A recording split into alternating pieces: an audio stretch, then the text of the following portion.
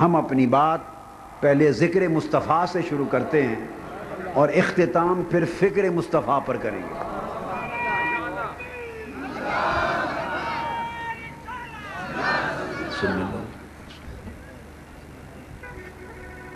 تو مجھے اسلام کی بات بھی کرنی ہے اور پاکستان کے کروڑوں غریب عوام کی بات بھی کرنی ہے، مجھے مقام مصطفیٰ کی بات بھی کرنی ہے اور نظام مصطفیٰ کی بات بھی کرنی ہے۔ لہذا پہلا حصہ ایمان کی دنیا میں انقلاب کے لیے ہے اور دوسرا حصہ اس ملک کے کروڑوں غریب عوام کی دنیا میں انقلاب کے لیے۔ میں نے ایک آیہ کریمہ کے چند الفاظ تلاوت کیے، ان میں اللہ رب العزت ارشاد فرمایا فَالَّذِينَ آمَنُوا بِهِ، پس جو لوگ اس رسول پر ایمان لائے، وَعَزَّرُوهُ، اور جنہوں نے اس رسول کی بے حد تعظیم کی، حد سے بڑھ کر تعظیم کی، وَنَصَرُوهُ، اور جنہوں نے اس رسول کے دین اور اس رسول کے مشن کی مدد کی، وَاتَّبَعُوا النُّورَ الَّذِي أُنزِلَ مَعَهُ، اور انہوں نے اس نور کی پیروی کی جو اس برگزیدہ رسول کے ساتھ نازل کیا گیا۔ یہ چار شرائط بیان کر کے ارشاد فرمایا اولئک هم المفلحون۔ اب اس آیت کریمہ کے اس حصے میں ایک خاص نقطہ قابل توجہ ہے۔ مسلمانوں کی فلاح اور کامیابی کا راز بیان کیا جا رہا ہے۔ قرآن مجید نے ہماری کامیابی کا ایک نسخہ دیا ہے۔ جیسے آپ کسی ڈاکٹر اور معالج کے پاس، کسی حکیم اور طبیب کے پاس جائیں، اپنی مرض بیان کریں، وہ تشخیص کرتا ہے اور آخر پہ آپ کے علاج کے لیے نسخہ لکھتا ہے، اس میں 4 دوائیاں لکھ دیتا ہے، 4، اور دوائیاں لکھ کر آخر پہ آپ کو بتاتا ہے اگر یہ آپ 4 دوائیاں باقاعدگی سے کھاتے رہیں تو میں آپ کو ضمانت دیتا ہوں کہ آپ شفا یاب ہو جائیں گے۔ اسی طرح ہم نے اللہ کے حضور التجا کی ہے، باری تعالیٰ مسلمان ہیں، پوری دنیا پہ تیرا کلمہ پڑھتے ہیں مگر ذلیل و رسوا ہو رہے، پوری دنیا پر تیرے نام لیوا ہیں مگر دنیا میں ان کی عزت نہیں، پسماندہ ہے، بری حالت ہے، کہیں کشمیر پہ ظلم ہے، کہیں چیچنیا کے مسلمانوں پر ظلم ہے، کہیں بوسنیا میں ظلم ہے، کہیں کسووا میں ظلم ہے، کہیں وسطی ایشیا کی ریاستوں میں ظلم ہے، الغرض کہیں فلسطین میں ظلم ہے۔ شرق سے غرب تک پوری امت مسلمہ آج اپنا وقار کھو چکی ہے، اس کی عزت خاک میں مل گئی ہے۔ وہ بلند و بالا مقام کہ امت مسلمہ پوری دنیا پر حکمرانی کرتی تھی، 2 سمندر اور 3 بر اعظم اسلام کی سلطنت کی حدود کے اندر تھے، اور دنیا کی سب سے بڑی سپریم پاور تھی اسلام۔ دشمن اس کی طرف میلی آنکھ اٹھا نہیں سکتا تھا۔ دنیا کے مسلمان علم میں، ثقافت میں، تہذیب میں، سائنس میں، ٹیکنالوجی میں، ظاہری باطنی ترقی میں، دفاعی معاملات میں، الغرض زندگی کے ہر شعبے میں تمام اقوام عالم سے بلند مقام رکھتے تھے۔ باری تعالیٰ کیا وجہ ہے کہ آج وہ بڑے اونچے مقام پر فائز امت سب کچھ کھو چکی؟ آج امت میں جھگڑے ہیں، فتنہ اور فساد ہے، قتل و غارت گری ہے، ایک دوسرے کے خلاف نفرتیں ہیں، کدورتیں ہیں، گھر جل رہے ہیں، انسان پریشان ہیں، گھروں میں ایک آگ لگی ہے، لوگوں کو سکون نہیں ہے، نہ عبادت کی طرف رجوع، نہ تیری یاد کی طرف رجوع۔ ہر طرف امت اور مسلمان پریشان ہیں اور عالم کفر دنیا میں ترقی پر ہے۔ مسلمانوں نے یہ شکوہ اللہ کے حضور پیش کیا، اب اللہ پاک کا جواب آتا ہے، اللہ پاک کا جواب آتا ہے کہ مسلمانوں تم کامیابی چاہتے ہو؟ جی ہاں، باری تعالیٰ کامیابی چاہتے ہو، کامرانی چاہتے ہو، ترقی چاہتے ہو، عروج چاہتے ہو؟ جی ہاں، ترقی اور عروج چاہتے ہیں۔ اللہ پاک نے فرمایا میں تمہیں 4 شرطوں کا نسخہ دیتا ہوں۔ کیا فرمایا؟ ایک نسخہ دیتا ہوں کامیابی اور کامرانی کا، نسخہ فلاح، کامیابی کا نسخہ دیتا ہوں۔ اس میں 4 شرطیں درج ہیں، اگر یہ چاروں پوری کر لو تو اللہ پاک نے فرمایا مجھے اپنی عزت کی قسم کامیابی اور کامرانی تمہارے قدم چومے گی، پلٹ کر تمہارا وقار آ جائے گا، دنیا میں کھوئی ہوئی عزت و تمکنت دوبارہ پلٹ کر تمہارے پاس آ جائے گی، اسلام کی عزت بحال ہو جائے گی۔ فرمایا تم کامیاب ہو جاؤ۔ وہ 4 شرطیں کیا ہیں؟ اب اللہ پاک فرما رہے ہیں پہلی شرط یہ ہے کہ میرے رسول کے قدموں میں آ جاؤ، میرے رسول پر ایمان لاؤ اور میرے رسول کی محبت اور غلامی کا پٹا اپنے گلے میں ڈال دو، پہلی شرط۔ دوسری فرمایا وَعَزَّرُوهُ، پھر میرے رسول کا ادب اور میرے رسول کی تعظیم حد سے بڑھ کر کیا کرو۔ جب میرے رسول کے ادب اور تعظیم کی بات آئے تو گھبرایا نہ کرو، جھجکا نہ کیا کرو، بخیلی نہ کیا کرو، کنجوسی نہ کیا کرو، ڈرا نہ کرو کہ کہیں رسول کی ادب اور تعظیم کرتے ہوئے حد سے نہ بڑھ جائیں۔ فرمایا نہیں، نسخہ یہ ہے ہر ایک کا ادب کرتے ہوئے حد میں رہو، ہر ایک کی تعظیم کرتے ہوئے ایک حد میں رہو۔ ماں باپ کی تعظیم کی حد ہے، استاد کی تعظیم کی حد ہے، مشائخ کی تعظیم کی حد ہے، ہر بڑے کی تعظیم کی حد ہے، ہر ایک کی تعظیم کرتے ہوئے حد کے اندر رہو، مگر جب میرے مصطفیٰ کی تعظیم کا وقت آئے تو حدیں توڑ دو، مصطفیٰ کی تعظیم کے لیے حد سے بڑھ جاؤ۔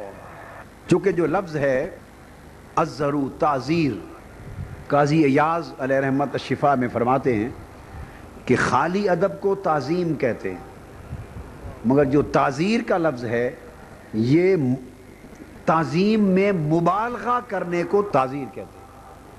اگر تعظیم میں بولیے حد سے بڑھ جائے انسان اور مبالغہ کرے اور بہت آگے نکل جائے، اس حد سے بڑھ جانے والی تعظیم کو تعزیر کہتے ہیں۔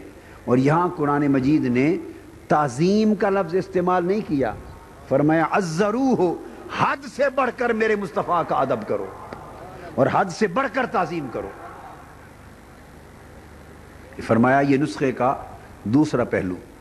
اور تیسرا وَنَصَرُوهُ، اور جو مشن، جو دین میرا محبوب میرا رسول لے کے دنیا میں مبعوث ہوا ہے، اس دین کی مدد کرو، اس کی اقامت کے لیے تن من دن لٹا دو۔ اس نکتے کی بات آخر میں کریں گے۔ وَاتَّبَعُوا النُّورَ الَّذِي أُنزِلَ مَعَهُ، اور جو نور قرآن کا، سنت کا، دین کا اس رسول کو ہم نے دے کر بھیجا ہے، اس کے ساتھ اتارا گیا ہے، اس کی پیروی کرو، اطاعت کرو، اتباع کرو، پیروی کرو۔ فرمایا اگر میرے محبوب رسول پاک صلی اللہ علیہ وآلہ وسلم کی محبت، ایمان محبت کے معنی، ان کی محبت اور حد سے بڑا ہوا ادب اور ان کے دین اور ان کی سنت و سیرت کی اطاعت اور اتباع اور پیروی اور ان کے دین کی مدد، یعنی اس دین کو زندہ کرنے، قائم کرنے اور دنیا میں نافذ کرنے کی جد و جہد کرنا۔ فرمایا اگر یہ 4 چیزیں اکٹھی کر لو، ان کو جدا جدا نہ کرو، اکٹھی کر لو، تو اگر ان 4 کو جمع کر کے مسلمان جد و جہد کریں گے تو اللہ پاک نے فرمایا کامیابی اور کامرانی ان کے قدموں میں آ جائے گی۔ آج امت مسلمہ کی ایک بد نصیبی یہ ہے کہ ہم نے ان 4 شرطوں کو الگ کر کے دین کو ٹکڑے ٹکڑے کر دیا ہے۔ محبت اور ادب و تعظیم کی بات ایک طرف ہو گئی، اور اتباع، پیروی اور دین کی نصرت کی بات ایک طرف ہو گئی۔ دھڑے بندی کی وجہ سے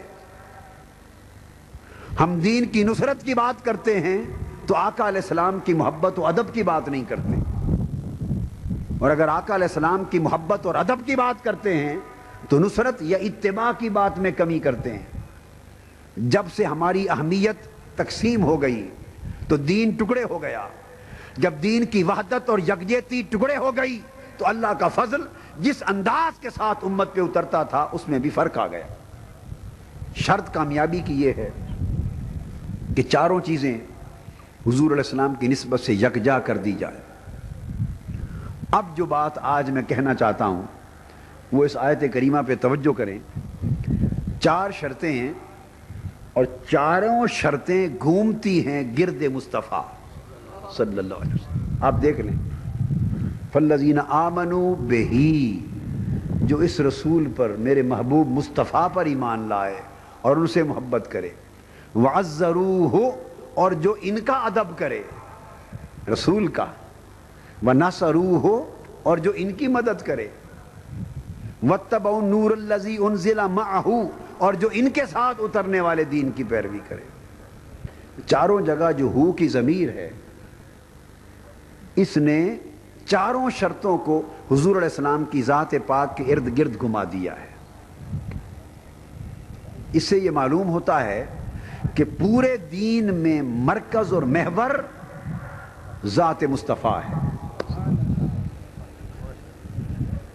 آپ نے دیکھا اگر ایمان اور محبت کی بات کی تو اسے بھی ذات مصطفیٰ کی طرف منسوب کیا، اگر ادب اور تعظیم کی بات کی اسے بھی ذات مصطفیٰ کی طرف منسوب کیا، اگر نصرت دین کی بات کی اسے بھی ذات مصطفیٰ کی طرف منسوب کیا۔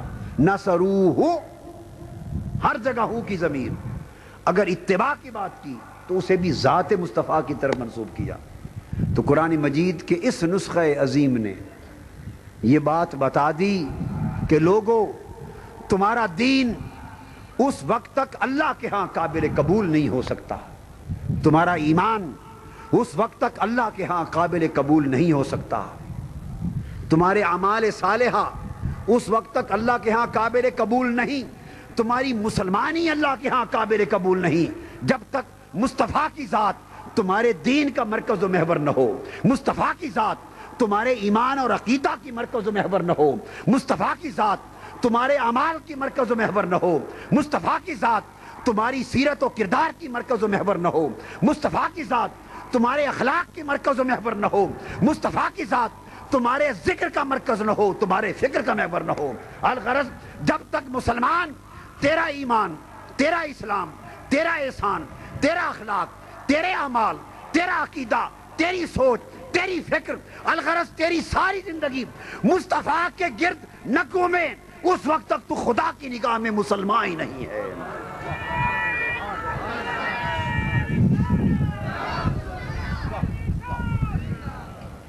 یہ وہ بنیادی نقطہ ہے، اس نقطے کو سمجھنے کی ضرورت ہے کہ حضور کی ذات کو مرکز و محور بنایا۔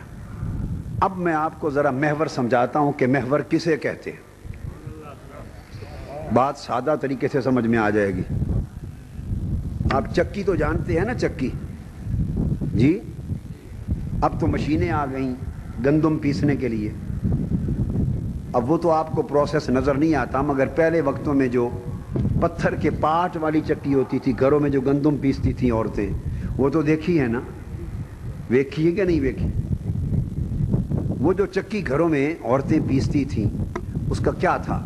اس کے اندر پتھر کے کتنے پاٹ ہوتے تھے بولیے؟ ایک نیچے ایک اوپر، ایک طرف وہ ہاتھ میں دستہ ہوتا تھا پکڑ کے گھمانے کے لیے، اور وہ جو 2 پاٹ تھے ان 2 پاٹوں کے درمیان سوراخ ہوتا تھا یا نہیں؟ اور اس سوراخ کے اندر کیا ہوتا تھا؟ ایک کلی ہوتی تھی۔ کیا ہوتی تھی؟ ایک کلی۔ اس کلی کے گرد دونوں پاٹ گھومتے تھے، اس کلی کے گرد دونوں پاٹ گھومتے تھے، وہ کلی اگر دو پارٹوں میں رہے تو پارٹ صحیح گھومتے ہیں، اگر وہ کلی درمیان سے نکال دیں تو پارٹ گھومیں گے صحیح؟ پہلے ہی چکر میں نچلا پارٹ ادھر اور اوپر کا ادھر۔ وہ کلی جو دونوں پارٹوں کو صحیح گھماتی تھی اس کو محور کہتے ہیں۔ کیا کہتے ہیں؟ محور، جس پر دائرہ اور گھومنا قائم ہوتا ہے۔ حضور علیہ السلام کی ذات اقدس، ذات مصطفیٰ صلی اللہ علیہ وآلہ وسلم، وہ محور ہے دین اور ایمان کا۔ کیا ہے؟ محور۔ یعنی اگر چکی کی مثال لیں تو یوں جان لیں کہ دو پارٹ میں ایک پارٹ ہے عقیدے کا، دوسرا پارٹ ہے عمل کا۔ مسلمان ان کو عقیدے اور عمل کے دو پارٹوں کو گھما رہا ہے، مگر وہ پارٹ چلتے تب ہیں، گندم پستی تب ہے، آٹا نکلتا تب ہے اگر دونوں پارٹ محور کے گرد گھومے۔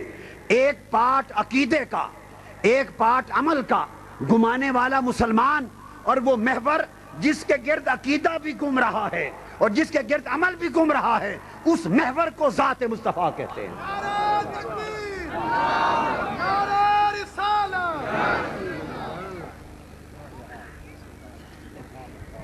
تو کلی درمیان سے آپ نکال دیں، کہیں جی ہم اپنے زور سے گھما لیں گے، تو گھما کے دیکھ لیں، دانے باہر نکل آئیں گے، پارٹ ہل جائیں گے اور آٹا نہیں پیسے گا۔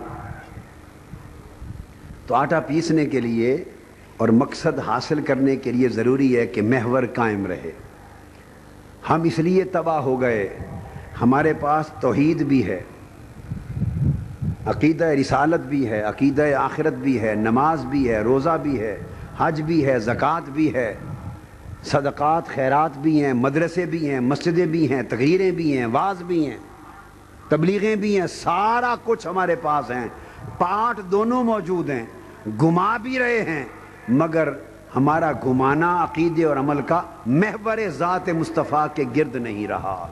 وہ نسبت جو ذات مصطفیٰ سے ابو بکر صدیق کو تھی وہ نسبت ہمیں نہیں رہی، وہ نسبت جو ذات مصطفیٰ کو فاروق اعظم کو تھی وہ نسبت ہمارے پاس نہیں رہی، وہ نسبت جو عثمان غنی کو میسر تھی وہ ہمیں میسر نہیں رہی، وہ نسبت جو علی شیر خدا کو میسر تھی وہ ہمیں میسر نہیں، وہ اویس کرنی کو میسر تھی جو دور رہ کر بھی دیدار میں غرق رہتا تھا، جو دور رہ کر بھی فیض مصطفیٰ پاتا تھا، وہ نسبت ہمیں میسر نہیں، جو غوث العظم اور داتا گنج بخش اجمیری کو نصیب تھی، جو حضرت خواجہ معین الدین اجمیری اور بابا فرید الدین گنج شکر کو نصیب تھی، وہ نسبتیں ہمارے پاس نہیں رہیں۔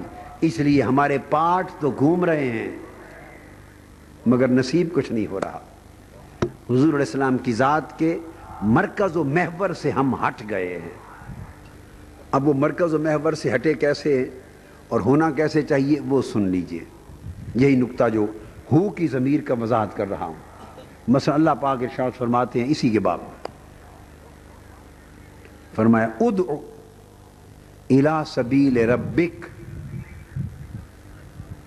ادعو الی سبیل ربک بالحکمہ والموعظۃ الحسنہ۔ اے میرے محبوب ان کو دعوت دے الی سبیل ربک، اپنے رب کی راہ کی طرف۔ کیا فرمایا؟ اے میرے محبوب لوگوں کو دعوت دے، کدھر؟ بولیے، اپنے رب کی طرف، اپنے رب کی راہ کی طرف۔ اب حقیقت تو یہ ہے کہ دعوت تو اللہ کی طرف دینی ہے، دعوت الی اللہ ہے، تو اللہ پاک یوں بھی فرما سکتے تھے ادعو الی سبیل اللہ، کہ اللہ کی طرف ان کو دعوت دے، اللہ کی راہ کی طرف ان کو بلا۔ سیدھا سیدھا یہ کہنا آسان تھا، مگر اللہ پاک نے نہیں فرمایا۔ یہ بھی فرما سکتے تھے کہ انہیں میری طرف بلا، انہیں میری طرف بلا اور میری راہ دکھا، یوں بھی نہیں فرمایا۔ یوں بھی نہیں فرمایا انہیں اللہ کی طرف بلا، نہیں فرمایا۔ یوں بھی نہیں فرمایا انہیں ان کے رب کی طرف بلا، یہ بھی نہیں فرمایا۔ بہت سے انداز تھے، اسلوب تھے کہنے کے، مگر فرمایا دعوت دین کی بات کرتے ہوئے ادعو الی سبیل ربک، محبوب انہیں اپنے رب کی طرف بلا، اپنے رب کی طرف بلا۔ باری تعالیٰ کیا تو ان کو جو بلانا ہے تو یہ کیوں نہ کہا جائے کہ انہیں ان کے رب کی طرف بلا، تو ان کا رب نہیں؟ فرمایا ہاں ہوں، مگر ان کو دین کی دعوت اور دین کی تبلیغ کا مفہوم سمجھا رہا ہوں کہ جب انہیں بلایا جائے تو ان کو پتا چلے کہ یوں رب تو میں آسمانوں کا بھی ہوں، زمینوں کا بھی ہوں، رب انسانوں کا بھی ہوں، رب مشرقین کا بھی ہوں، مغربین کا بھی ہوں، رب ملائکہ کا بھی ہوں، جنات کا بھی ہوں، رب شمس و قمر کا بھی ہوں، رب میں حجر و شجر کا بھی ہوں، میری تو ہر ایک کے ساتھ نسبت ہے۔ تو کوئی گنگا کو پوجنے والا کہے گا گنگا کا رب، کوئی کہے گا جمنا کا رب، کوئی کہے گا سورج کا رب، کوئی کہے گا چاند ستاروں کا رب، کوئی کہے گا میرا رب، کوئی کہے گا اس کا رب۔ فرمایا ہاں رب تو ہر ایک کا ہوں، مگر انہیں دین سکھانے کے لیے بتا، ساری نسبتیں بعد میں ہوں گی، جو میری طرف آنا چاہے وہ مجھے مصطفیٰ کا رب سمجھ کر آئے، جو میری پہچان کرنا چاہے وہ مصطفیٰ کا رب سمجھ کے مجھے جانے، مصطفیٰ کا رب سمجھ کے پہچانے، وہ مصطفیٰ کا رب سمجھ کے میرے سامنے جھکے۔ اس کی معرفت الہیہ جب پیدا ہو تو واسطہ مصطفیٰ سے پیدا ہو، واسطہ مصطفیٰ سے پیدا ہو۔ تو اللہ پاک نے فرمایا، اس لیے فلا وربک لا یؤمنون حتی یحکموک فیما شجر بینہم، محبوب تمہارے رب کی قسم یہ مومن نہیں ہو سکتے۔ قسم کھائی کس کی؟ جو بھی ہو سکتا تھا، مجھے اپنی قسم یہ مومن نہیں ہو سکتے، ان کے رب کی قسم یہ مومن نہیں ہو سکتے، کائنات کے رب کی قسم یہ مومن، رب العالمین کی قسم، بہت سے طریقے ہیں، مگر فرمایا نہیں، جہاں محبوب کی تعظیم کو بیان کرنا ہو، محبوب کے مقام و رتبہ کو بیان کرنا ہو، تو وہاں رب کائنات فرماتا ہے فلا وربک، لوگو میرے محبوب کو جاننا چاہتے ہو، میرے محبوب کے مقام کو پہچاننا چاہتے ہو، اپنی عقل کے ترازوؤں پر تولنے والوں، اپنی ناقص فہم کے ترازوؤں پر مصطفیٰ کے مقام کو تولنے والوں، اور اپنی عقل و خرد کے ترازوؤں پر مصطفیٰ کی شان کو تولنے والوں، اور جھگڑا کرنے والوں، اور گھٹانے بڑھانے کی بحثیں کرنے والوں، سنو، جاننا چاہتے ہو کہ مصطفیٰ کون ہے؟ مصطفیٰ وہ ہے کہ رب اپنا تعارف بھی مصطفیٰ کی نسبت سے کراتا ہے۔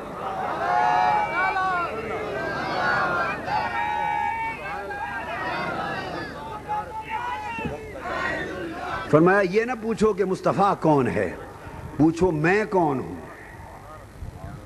میں کون ہوں، رب کون ہے؟ فرمایا میں وہ ہوں جو رب مصطفیٰ ہوں۔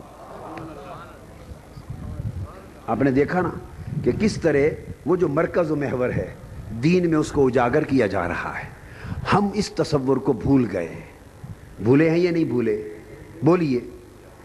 سورہ توحید ہے قرآن مجید میں، اس کو سورہ اخلاص بھی کہتے ہیں، سورہ اخلاص۔ وہ شروع ہوتی ہے، آپ ہر نماز میں پڑھتے ہیں، قل هو اللہ احد، یہ سورہ اخلاص ہے، اور اسے سورہ توحید بھی کہتے ہیں۔ فرمایا قل، میرے محبوب صلی اللہ علیہ وسلم حضور کو خطاب ہے، قل فرما دے، میرے محبوب نے قل فرما دے، باری تعالیٰ کیا فرما دوں؟ هو اللہ احد، وہ اللہ ایک ہے، یہ فرما دے۔ اب میں آپ سے ایک سوال کرتا ہوں، اگر لفظ قل نہ آتا، توحید قل میں ہے یا هو اللہ وحد میں ہے؟ بولیے۔ توحید اللہ کا ایک ہونا، اللہ کا قل، لفظ قل کا معنی ہے بتا دے، کہہ دے، فرما دے، یہ ہے قل کا معنی۔ کیا؟ قل کا معنی ہے کہہ دے، فرما دے۔ اب بولیے اس لفظ میں اللہ کی توحید کا کوئی ذکر آیا ہے؟ بولیے۔ اللہ کی توحید کا، اس کی وحدانیت کا، اس کی الوہیت کا ذکر کہاں سے شروع ہوا؟ هو اللہ احد، اگلے لفظ، وہ اللہ ایک ہے، یہ حصہ توحید کو بیان کرتا ہے۔ باری تعالیٰ جب توحید کو بیان کرنا ہے تو هو اللہ احد، اللہ الصمد، لم یلد ولم یولد ولم یکن لہ کفوا احد، اگر بات یوں کہہ دی جاتی تو کیا کمی تھی؟ کوئی مضمون میں کمی تھی؟ وہ اللہ ایک ہے، وہ بے نیاز ہے، نہ اس نے کسی کو جنا نہ وہ کسی سے جنا گیا، سارا مضمون مکمل تھا۔ تو پھر قل، تو فرما دے۔ باری تعالیٰ اس کی حکمت کیا ہے؟ اس کی حکمت کیا ہے؟ حکمت یہ ہے، یہ لوگ اس اللہ سے بے خبر تھے، پورا عالم بے خبری کے اندھیرے میں تھا، کسی کو خبر نہ تھی کہ وہ ہے، کوئی اللہ کو جانتا نہ تھا، نہ کسی نے دیکھا تھا اللہ کو، نہ کسی نے سنا تھا، نہ اس کا تعلق سونگھنے سے تھا، نہ چھونے سے تھا، نہ چکھنے سے تھا، نہ سننے سے تھا۔ انسان کے جتنے حواس خمسہ ہیں اللہ ان سے بلند تھا۔ پھر نہ اللہ کو کسی نے دیکھا تھا، نہ سنا تھا، نہ سمجھا تھا، عقل اور خرد سے بھی بلند تھا، ہمارے تخیل سے اونچا تھا، ہماری متفکرہ سے اونچا تھا، ہمارے تصور سے اونچا تھا، ہماری عقل سے بھی اونچا تھا، حواس سے بھی اونچا تھا، ہمارے قلب کے وجدان سے بھی اونچا تھا۔ اسے نہ کوئی جانتا تھا نہ کسی کو خبر تھی۔ اس بے خبری کے عالم نے اللہ نے کسی ایک کو چن لیا، اور جس کو چنا اس کو نبی کہا، محبوب کو چنا اور فرمایا محبوب میں چاہتا ہوں کہ یہ میرے بے خبر بندے ہیں، انہیں میری خبر ہو جائے، میں چاہتا ہوں ان بے خبروں کو میری خبر ہو جائے۔ تو آسان بات ہے، باری تعالیٰ سیدھا سیدھا ان کو اپنی خبر عطا کر دے، رات سو کے اٹھے ہر شخص کو خبر ہو جائے کہ اللہ ایک ہے۔ کیا یہ اللہ کی قدرت میں نہیں؟ بولیے، آپ سو کے اٹھیں صبح، ہر ایک کے شعور میں، عقل میں یہ بات آ جائے، اور ہر ایک کے دل میں یہ بات راسخ ہو جائے کہ اللہ ایک ہے۔ یہ ممکن تھا یا نہیں؟ مگر نہیں کیا اللہ نے۔ فرمایا نہیں، میں ایسا نہیں کرتا، محبوب میں اپنی خبر تمہیں دیتا ہوں، میں اپنی خبر تمہیں دیتا ہوں، اور تو ان میری خبر لے کر بے خبروں کے پاس جا، میں ان سے کلام نہیں کرتا، تو جا اور میری خبر انہیں تو دے، میری خبر تو دے، تاکہ یہ جب مجھے جانے تو تیرے ذریعے سے جانے، جب مجھے پہچانے تو تیرے ذریعے سے پہچانے، جب انہیں میری معرفت ہو تو تیرے واسطے سے ہو، یہ مجھے رب جاننے لگیں تو تیری زبان کے واسطے سے جاننے لگیں، اور مجھے اللہ ماننے لگیں تو تیرے ذریعے سے ماننے لگیں، حتیٰ کہ میری وحدانیت پر ایمان لائیں، مجھے ایک مانیں تو وہ بھی تیرے ذریعے سے مانیں۔ فرمایا قل، تو فرما دے۔ باری تعالیٰ تیرے بندے ہیں اور تیری اپنی بات ہے کہ تو ایک ہے، اپنے بندوں سے براہ راست کہہ دے، تو اپنے بندوں سے براہ راست فرما دے کہ میں ایک ہوں، فرما دے انی انا اللہ احد، بے شک میں ایک اللہ ہوں، اللہ الصمد، پوری صورت مکمل ہو جاتی۔ تیرے بندے ہیں، تیری بات ہے، ان سے براہ راست کر دے۔ اللہ پاک نے فرمایا میرے محبوب نہیں، میں ان بندوں سے، عام بندوں سے براہ راست کلام نہیں کرتا۔ تیرا طریقہ کیا ہے مولا؟ فرمایا میرا طریقہ ہے کہ میں اپنے بندوں سے بھی جب کلام کرنا چاہوں اور اپنے بندوں کو اپنی خبر دینا چاہوں، اپنے بندوں کو اپنی معرفت دینا چاہوں، اپنے بندوں پر اپنا کلام اتارنا چاہوں، تو میں ان سے مخاطب نہیں ہوتا، میں اپنے مجتبی و مصطفیٰ سے، منتخب نبی سے مخاطب ہوتا ہوں، اور میری طرف سے، میری جانب سے میرا نبی ان سے کلام کرتا ہے۔ میں بندوں سے بغیر واسطے کے کلام نہیں کرتا، میں بندوں سے مصطفیٰ کے واسطے سے کلام کرتا ہوں۔ باری تعالیٰ کیوں ایسا کیوں ہے؟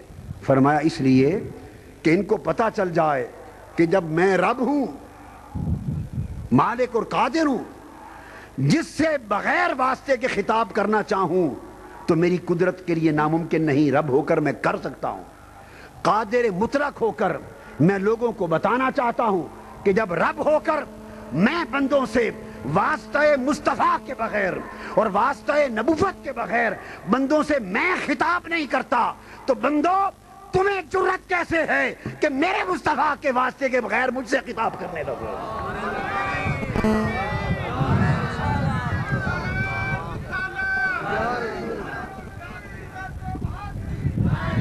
تو جو لفظ قل ہے یہ واسطہ رسالت ہے.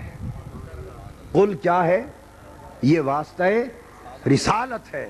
اور هو اللہ احد یہ مضمون توحید ہے. تو سورہ اخلاص میں مضمون توحید سے کا عنوان قل کہہ کر واسطہ رسالت کو توحید کا مضمون کا عنوان بنا دیا اور فرمایا توحید کا عقیدہ، توحید پر ایمان، اللہ کی وحدانیت کی معرفت اور اس پر ایمان اس وقت اسلام بنتا ہے اور ایمان بنتا ہے جب وہ واسطہ رسالت سے آتا ہے. ہم نے اس واسطہ رسالت کی اہمیت کو اپنے ذہنوں اور دلوں میں کم کر دیا. ہمیں اس کی معرفت نہ رہی، اس کی اہمیت نہ رہی. ہم سمجھنے لگے کہ ہم بندے ہیں، وہ رب ہے، ہم براہ راست جب چاہیں اس سے لکھا کر لیں، براہ راست جب چاہیں اس سے کلام کر لیں. بے شک وہ سنتا ہر ایک کی ہے، مگر اس کی بارگاہ کے کچھ آداب ہیں. آداب یہ ہیں کہ وہ آپ کو اپنی بات پہنچا بھی سکتا ہے جیسے ہر ایک کی بات کو سن بھی سکتا ہے، مگر وہ سننے والا اور پہنچانے والا جب پہنچاتا نہیں مصطفیٰ کے بغیر تو سنتا کیسے ہے مصطفیٰ کے بغیر؟ اس لیے فرمایا وَلَوْ أَنَّهُمْ إِذْ ظَلَمُوا أَنفُسَهُمْ جَاءُوكَ. مرکز و محور مصطفیٰ کی ذات کیسے ہے کہ اگر انہوں نے اپنی جانوں پر ظلم کر لیا، خدا کو ناراض کر بیٹھے اور اب چاہیں کہ خدا کو منا لیں، معافی مل جائے، خدا راضی ہو جائے، تو پھر کیا کریں؟ دوڑ کے چلے جائیں مسجد میں اور سجدے میں گریں اور خدا کو منا لیں؟ مصطفیٰ کا ذکر چھوڑ دیں، واسطہ مصطفیٰ چھوڑ دیں، سیدھا خدا کو منا لیں؟ یہ قرآن ہے. فرمایا نہیں، اگر اپنی جانوں پر ظلم کر بیٹھے اور مجھے منانا چاہیں تو کیا کریں؟ جاؤ کا، میرے مصطفیٰ تیرے در پہ آ جائیں. منانا مجھے ہے مگر آئیں تیرے در پر، راضی مجھے کرنا ہے مگر آئیں تیرے در پر، رابطہ مجھ سے کرنا ہے مگر آئیں تیرے در پر، کھٹکھٹانا میرا دروازہ ہے مگر آئیں تیرے در پر، تاکہ ان کو پتہ چل جائے کہ خدا کا در مصطفیٰ کے در سے جدا نہیں ہے. خدا مصطفیٰ سے جدا ہے. خدا خدا ہے، مصطفیٰ مصطفیٰ ہے. خدا خالق ہے، مصطفیٰ مخلوق. خدا مالک ہے، مصطفیٰ مملوک. خدا معبود ہے، مصطفیٰ عبد. خدا خدا ہے، مصطفیٰ مصطفیٰ ہے. خدا مصطفیٰ نہیں اور مصطفیٰ خدا نہیں، یہ تو حق ہے. فرمایا مگر یہ بھی بتا دوں کہ خدا مصطفیٰ نہیں مگر در خدا در مصطفیٰ سے جدا نہیں.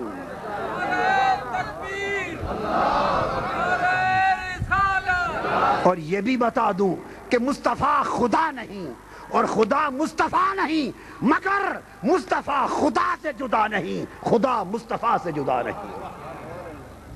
بخدا خدا کا یہی ہے در، نہیں اور کوئی مفر مقر، جو وہاں سے ہو یہیں آ کے ہو، جو یہاں نہیں تو وہاں نہیں.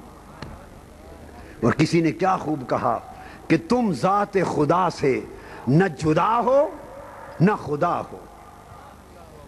تم ذات خدا سے نہ جدا ہو نہ خدا ہو. اللہ ہی کو معلوم ہے کیا جانیے کیا ہو کہ دین اور ایمان میں مرکز و محور ذات مصطفیٰ ہے.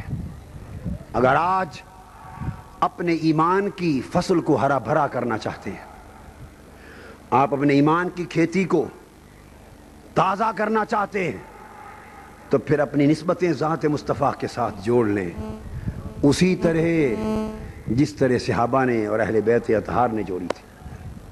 اب میں کچھ احادیث کی روشنی میں جو بات میں نے کہی اس کی تصدیق بھی کر دوں تاکہ سمجھ آ جائے کہ انہوں نے جو نکتہ میں نے کہا کیا یہی صحابہ کرام کا طریقہ تھا یا یہ بات اس سے مختلف ہے، تاکہ اس کی تائید ہو جائے.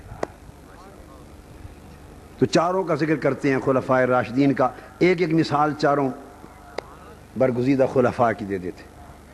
سیدنا صدیق اکبر رضی اللہ تعالیٰ عنہ، صحیح بخاری کی حدیث، سہل بن سعد ساعدی رضی اللہ تعالیٰ عنہ سے مروی، حضور علیہ الصلوۃ والسلام کسی قبیلے میں جھگڑا تھا، وہ چکانے اور صلح کروانے کے لیے تشریف لے گئے، واپس آئے، نماز کا وقت تھا، سیدنا صدیق اکبر رضی اللہ تعالیٰ عنہ کو حکم تھا کہ حضور اگر موجود نہ ہوں تو وہ نماز پڑھائیں۔ وقت نماز کا آ گیا، سیدنا صدیق اکبر امامت میں کھڑے ہو گئے، صحابہ کرام نے نماز شروع کر دی اور نماز با جماعت سیدنا صدیق اکبر کی امامت میں شروع ہو گئی۔ دوران نماز آقا علیہ السلام تشریف لے آئے۔ اب میں بتانا چاہتا ہوں جو نقطہ اب تک میں نے بیان کیا، اب اس کی تائید اور توضیح اور تصدیق خلفائے راشدین سے احادیث کے ذریعے لے لیتے۔ دوران نماز آقا علیہ السلام تشریف لائے۔ یہ بتائیے اگر آپ کا معاملہ ایسا ہو، نماز ہو رہی ہو، آپ پیچھے سے آئیں تو کہاں کھڑے ہوں گے؟ صفوں کو چیر کر آگے جائیں گے یا پچھلی صف پہ جہاں جگہ ہے کھڑے ہو جائیں گے؟ بولیے، جہاں جگہ ملے گی کھڑے ہو جائیں گے۔ اگر آپ صفوں کو چیر کے آگے جائیں، اجازت ہے؟ نہیں، نماز نہیں ہو، ان کی فاسد کریں گے، خود گناہگار ہوں گے، چونکہ چیرنے سے ان کی نماز میں خلل آئے گا، ان کا دھیان آپ کی طرف ہوگا، اور اگر نماز میں بندے کا دھیان بندے کی طرف چلا جائے تو نماز ٹوٹتی ہے، لہٰذا آپ پیچھے کھڑے ہو جائیں گے۔ یہی مسئلہ ہے یا کوئی اور ہے؟ بولیے علماء کرام، یہی مسئلہ ہے نا؟ اب حدیث بخاری، آقا علیہ السلام تشریف لائے، اب چاہیے تو یہ تھا کہ آخری صف پہ کھڑے ہو جاتے، مگر نہیں۔ اب آپ کو دین اپنا جو ہم مولویوں نے خود بنا رکھا ہے اور جس پر جھگڑے اور فساد قائم کر رکھے ہیں، وہ اپنا وہ دین چاہیے یا مصطفیٰ والا دین چاہیے؟ بولیے، ہمیں ایک فیصلہ کرنا ہے نا۔ اپنا من گڑت جس پر ہم جھگڑے کرتے، مناظرے کرتے، ایک دوسرے پہ فتوے لگاتے اور فساد مچاتے ہیں، وہ دین کا معیار چاہیے یا مصطفیٰ والا معیار چاہیے؟ صلی اللہ علیہ وآلہ وسلم۔ آقا علیہ السلام تشریف لائے اور آخر صف میں کھڑے نہیں ہوئے، آخری صف میں کھڑے، دوران نماز صحابہ کرام کے اندر صفوں کو چیرتے ہوئے پہلی صف تک چلے گئے، صفوں کو چیرتے ہوئے۔ اب جب چیرتے ہوئے گزرے تو حضور علیہ السلام کو معلوم نہیں تھا کہ ان کا دھیان میری طرف ہو رہا ہوگا؟ نہیں تھا، معلوم تھا۔ تو اگر حضور علیہ السلام کی طرف نماز میں ان کا دھیان ہوا نا جب چیرتے ہوئے گزرے، تو اگر حضور علیہ السلام کی طرف دھیان کرنے سے نماز ٹوٹتی تو حضور یہ عمل کرتے؟ نہیں کرتے، کبھی نہ کرتے۔ اور اگر کیا تو پتہ چلا کہ حضور کی طرف دھیان کرنے سے نماز نہیں ٹوٹتی، بلکہ ٹوٹی بھی کامل ہو جاتی ہے، سمر جاتی۔ چیرتے ہوئے گزرے۔ جب آقا علیہ السلام گزر رہے تھے تو کیا ہوا کہ صحابہ کرام جب دیکھتے آقا علیہ السلام کو گزر رہے ہیں، وہ حضور علیہ السلام کو دیکھ کر ہاتھوں پر ہاتھ مارتے، تصفیق، فصفق الناس، ایسے ہاتھ پر ہاتھ مارنا، اس کو تصفیق کہتے ہیں عربی میں۔ ہر صحابی نے ہاتھوں پر ہاتھ مارے زور سے، پھر اگلی صف نے، پھر اگلی صف نے، ایک شور مچ گیا۔ وہ ہاتھ مار مار کر دوران نماز سیدنا صدیق اکبر کو نماز میں چونکہ نماز پڑھ رہے تھے نا، بولتے سکتے نہیں تھے، تو نماز میں ایسے ہاتھوں پر ہاتھ مارتے جیسے الٹے ہاتھ سے تالی بجاتے، الٹے ہاتھ سے تالی بجاتے، تاکہ سیدنا صدیق اکبر کو پتہ چل جائے کہ آقا تشریف لے آئے۔ اب یہ ہے اللہ کی نماز ہو رہی ہے، اللہ کی عبادت ہو رہی ہے، نماز ہو رہی ہے، اور نماز بھی کرور کوٹ والوں آپ کی اور ہماری نہیں،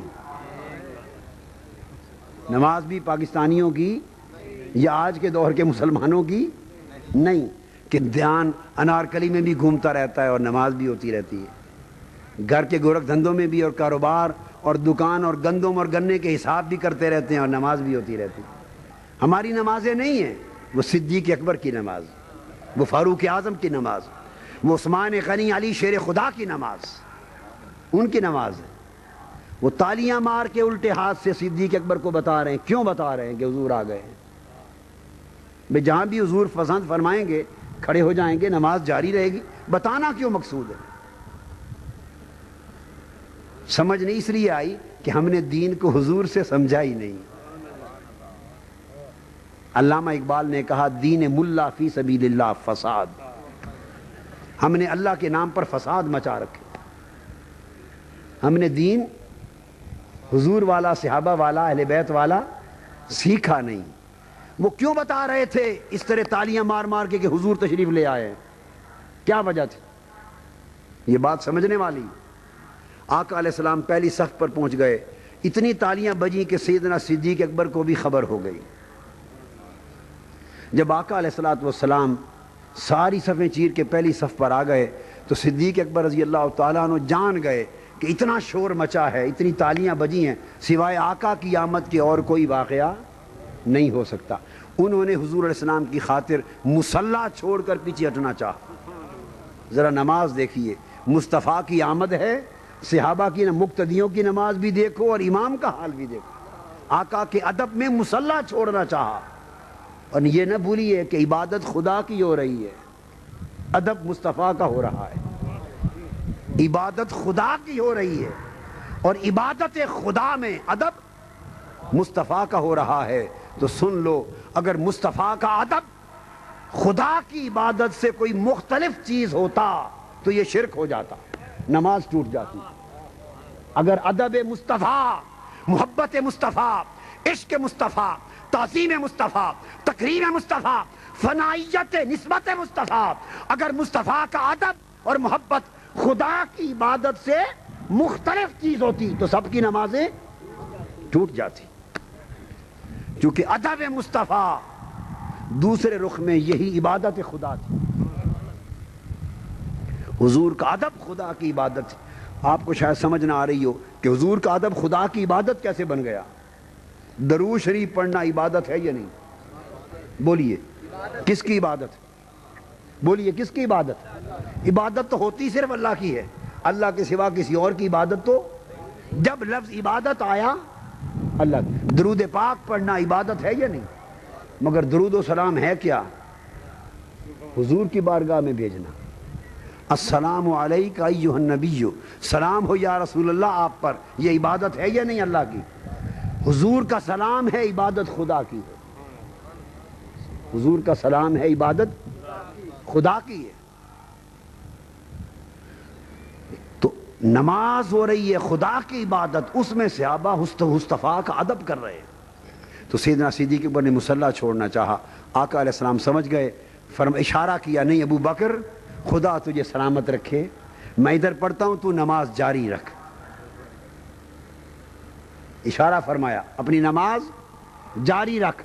سیدنا صدیق اکبر نے نماز کے اندر جب حضور کی یہ دعا سنی اور حکم سنا کہ تو نماز جاری رکھ, آپ نے اپنے ہاتھ اللہ کے حضور اٹھا دیے. مولا تیرا شکر ہے تیرے محبوب نے مجھے اس قابل جانا.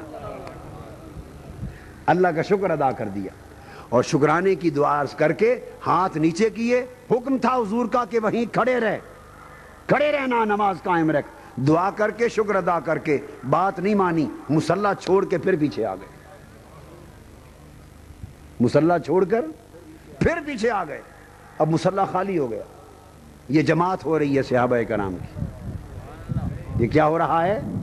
جماعت ہو رہی ہے, مصلی خالی ہو گیا. آقا علیہ السلام نے دیکھا ابو بکر پیچھے آ گئے, آپ آگے بڑھ گئے.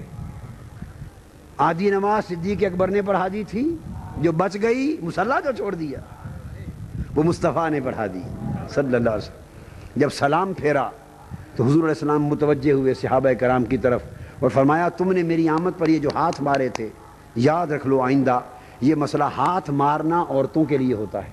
اگر عورتیں امام کو آگاہ کرنا چاہیں تو وہ ہاتھ ماریں. آپ مرد تھے, آپ اگر آگاہ کرنا چاہیں تو آپ اللہ اکبر کہا کریں, آپ اللہ اکبر کہا کریں. تو مسئلہ سمجھا دیا کہ بجائے ہاتھ مارنے کے اللہ اکبر کہہ دیا یا سبحان اللہ کہہ دیا. تو کلمہ کے ذریعے امام کو آگاہ کریں, اور عورتوں کا کوئی معاملہ ہو اگر وہ آگاہ کرنا چاہیں وہ اس طرح تعلیم ماریں. ایک تو مسئلہ سمجھا دیا صحابہ کرام کو, اور تصدیق کر دی کہ جو کچھ تم نے میرے ادب میں کیا درست کیا, حق یہی تھا. اب سیدنا ابو بکر سے پوچھا, ابو بکر ما منعک اذ امرتک ان امکث مکانک. اے ابو بکر رضی اللہ تعالیٰ عنہ, جب میں نے تمہیں حکم دیا تھا کہ اپنا مصلی نہ چھوڑنا, کھڑے رہنا, تو میرے حکم کے باوجود تم نے عمل کیوں نہ کیا؟ پھر مصلی چھوڑ کے پیچھے کیوں آ گئے؟ سیدنا ابو بکر صدیق سے پوچھا. قربان جائیں صدیق اکبر آپ کی معرفت ادب مصطفیٰ پر, وہ پیکر ادب, وہ پیکر عشق, وہ پیکر قربت. عرض کرتے یا رسول اللہ ما کانا لابن ابی قحافہ ان یصلی بین یدی رسول اللہ، آقا آپ کا حکم سر آنکھوں پر، مگر ابو قحافہ کے بیٹے ابو بکر کی یہ مجال کہاں تھی کہ مصطفیٰ پیچھے کھڑے ہوں اور ابو بکر آگا کھڑا رہے؟ میں آپ کی طرف پشت کر کے خدا کی عبادت کیسے کر سکتا تھا؟ تو صحابہ کرام کا عقیدہ، صدیق اکبر کا عقیدہ گویا یہ تھا کہ اگر پشت مصطفیٰ کی طرف ہو گئی تو خدا کی عبادت بھی گئی۔ مصطفیٰ کا ادب اگر حالت نماز میں نہ رہا تو خدا کی عبادت بھی برباد ہو گئی۔ یہ سب صحابہ کا عقیدہ تھا۔ تو پتہ چلا کہ حضور کی ذات ان کے ایمان کا مرکز و محور تھی، اور اتنا مرکز و محور تھی کہ وہ حالت نماز میں بھی حضور کی ذات مرکز و محور رہتی تھی۔ میں بہت ساری سینکڑوں احادیث ہیں، مثال ایک ایک کوٹ کر رہا ہوں صرف۔ اب سیدنا فاروق اعظم کی طرف آ جائیے رضی اللہ تعالیٰ عنہ، یہ بھی بخاری شریف اور قاضی اعجاز نے الشفا میں بھی اور تمام محدثین نے نقل کی۔ حج کا موقع ہے، سیدنا فاروق اعظم رضی اللہ تعالیٰ عنہ خانہ کعبہ کا طواف کر رہے ہیں۔ دوران طواف حجر اسود کے سامنے آ گئے، بوسہ لینے کے لیے تیار ہوئے، اور بوسہ لینے سے پہلے حجر اسود کو یوں پکڑ لیا فاروق اعظم رضی اللہ تعالیٰ، اور معلوم ہے حجر اسود سے مخاطب ہوئے، حجر اسود سے کلام کرنے لگے، فرمانے لگے انی اعلم انک حجر لا تنفع ولا تضر، اے حجر اسود میں عمر جانتا ہوں کہ تو ایک پتھر ہے، نہ میرا نفع تیرے ہاتھ میں ہے نہ میرا نقصان تیرے ہاتھ میں ہے، واللہ لولا رأیت رسول اللہ صلی اللہ علیہ وسلم یقبلک ما قبلتک ثم قبلہ۔ سیدنا فاروق اعظم نے فرمایا اے پتھر میں جانتا ہوں حج کہ تم میرے نفع نقصان کا مالک نہیں، لیکن خدا کی قسم یہ بھی سن لے، میں نے ایک روز مصطفیٰ کے لب تجھ سے لگے دیکھے تھے، مصطفیٰ کو دیکھا تھا کہ تمہیں آقا نے چوما تھا، خدا کی قسم اگر حضور کو چومتے نہ دیکھا ہوتا تو کبھی پلٹ کر تیرے چومنے کا نام نہ لیتا۔ میں جو تمہیں چومتا ہوں تو کسی اور خیال سے نہیں، کسی اور خیال سے کئی اتنا اجر ہوگا۔ آپ بھی تو حج کرنے جاتے ہیں نا، ایمان سے کہیے قسم کھا کر کہ کتنے لاکھوں لوگوں نے بوسے دیے، کتنوں نے بوسے یہ سمجھ کر دیے، ہر کوئی بوسے دیتا ہے گناہ بخشے جائیں گے، حجر اسود کو بوسے دیں تو گناہ چوس لیتا ہے، قیامت کے دن شفاعت کرے گا، ہر کوئی اپنے لالچ میں بوسے دیتا ہے، ہر کوئی اپنے لالچ میں بوسے دیتا ہے، کوئی یار سانول کی خاطر بوسے نہیں دیتا، کوئی جھولن کی خاطر بوسے نہیں دیتا۔ فاروق اعظم فرماتے ہیں نہ مجھے نفع نقصان کی طلب نہیں، شفاعت کرے گا یا نہیں کرے گا غرض نہیں، گناہ بخشے جائیں گے یا نہیں بخشے جائیں گے غرض نہیں۔ فرمایا خدا کی قسم تمہیں چومنے کا سبب فقط ایک ہے، مصطفیٰ کے لب تجھ سے لگ گئے تھے، حضور نے بوسہ لے لیا تھا، یہ کہہ کر فقبلہ پھر چومنے لگ گئے۔ ہائے ہائے، اب اندازہ کریں اس بوسے کی لذت کیا ہوگی، وہ حجر اسود کو چوم رہے ہوں گے یا مصطفیٰ کے لبوں کو چوم رہے ہوں گے؟ میں تو کہتا ہوں وہ حضور کے لبوں کو چوم رہے ہوں گے، حضور کے لبوں کو چوم رہے ہوں گے۔ اس بوسے کی حلاوت کیا ہوگی، اس کی شیرینی کیا ہوگی۔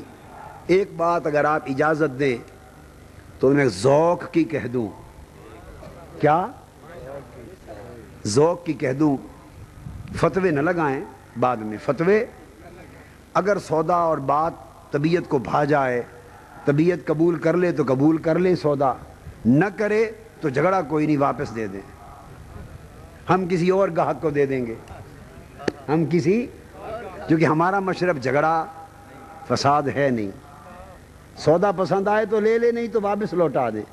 ذوق کی بات کہہ دیتا ہوں، وہ یہ ذوق کی بات ہے کہ یہ تو حضور بوسہ دیتے تھے، دیکھنے والوں نے تو یہی دیکھا، آنکھوں نے یہی دیکھا، اور بیان بھی یہی کرنے کا حکم تھا، بیان میں یہی تھا کہ حضور نے حجر اسود کو بوسہ دیا، مگر یہ آنکھ والا جانتا ہے کہ مصطفیٰ حجر اسود کو بوسہ دیتے یہ حجر اسود باہر نکل کے مصطفیٰ کے لبوں کو بوسہ دیتا۔ لوگ لگتے دیکھتے تھے، حضور کے لب اور حجر اسود لگ جاتے، لب اور حجر اسود جڑ جاتے، دیکھنے والے تو یہی دیکھتے سمجھتے کہ حضور بوسہ دے رہے ہیں، کیا خبر حضور لیتے یہ حجر اسود لبوں کو چومتا تھا.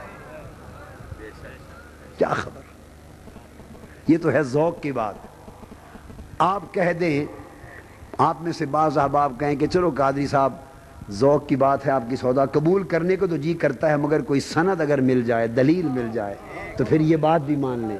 چلو میں آپ کو امتحان میں نہیں ڈالتا, اس پر دلیل بھی دے دیتا ہوں اور گواہی دے دیتا ہوں, اس پر گواہی دیتا ہوں کہ چومتا کون تھا.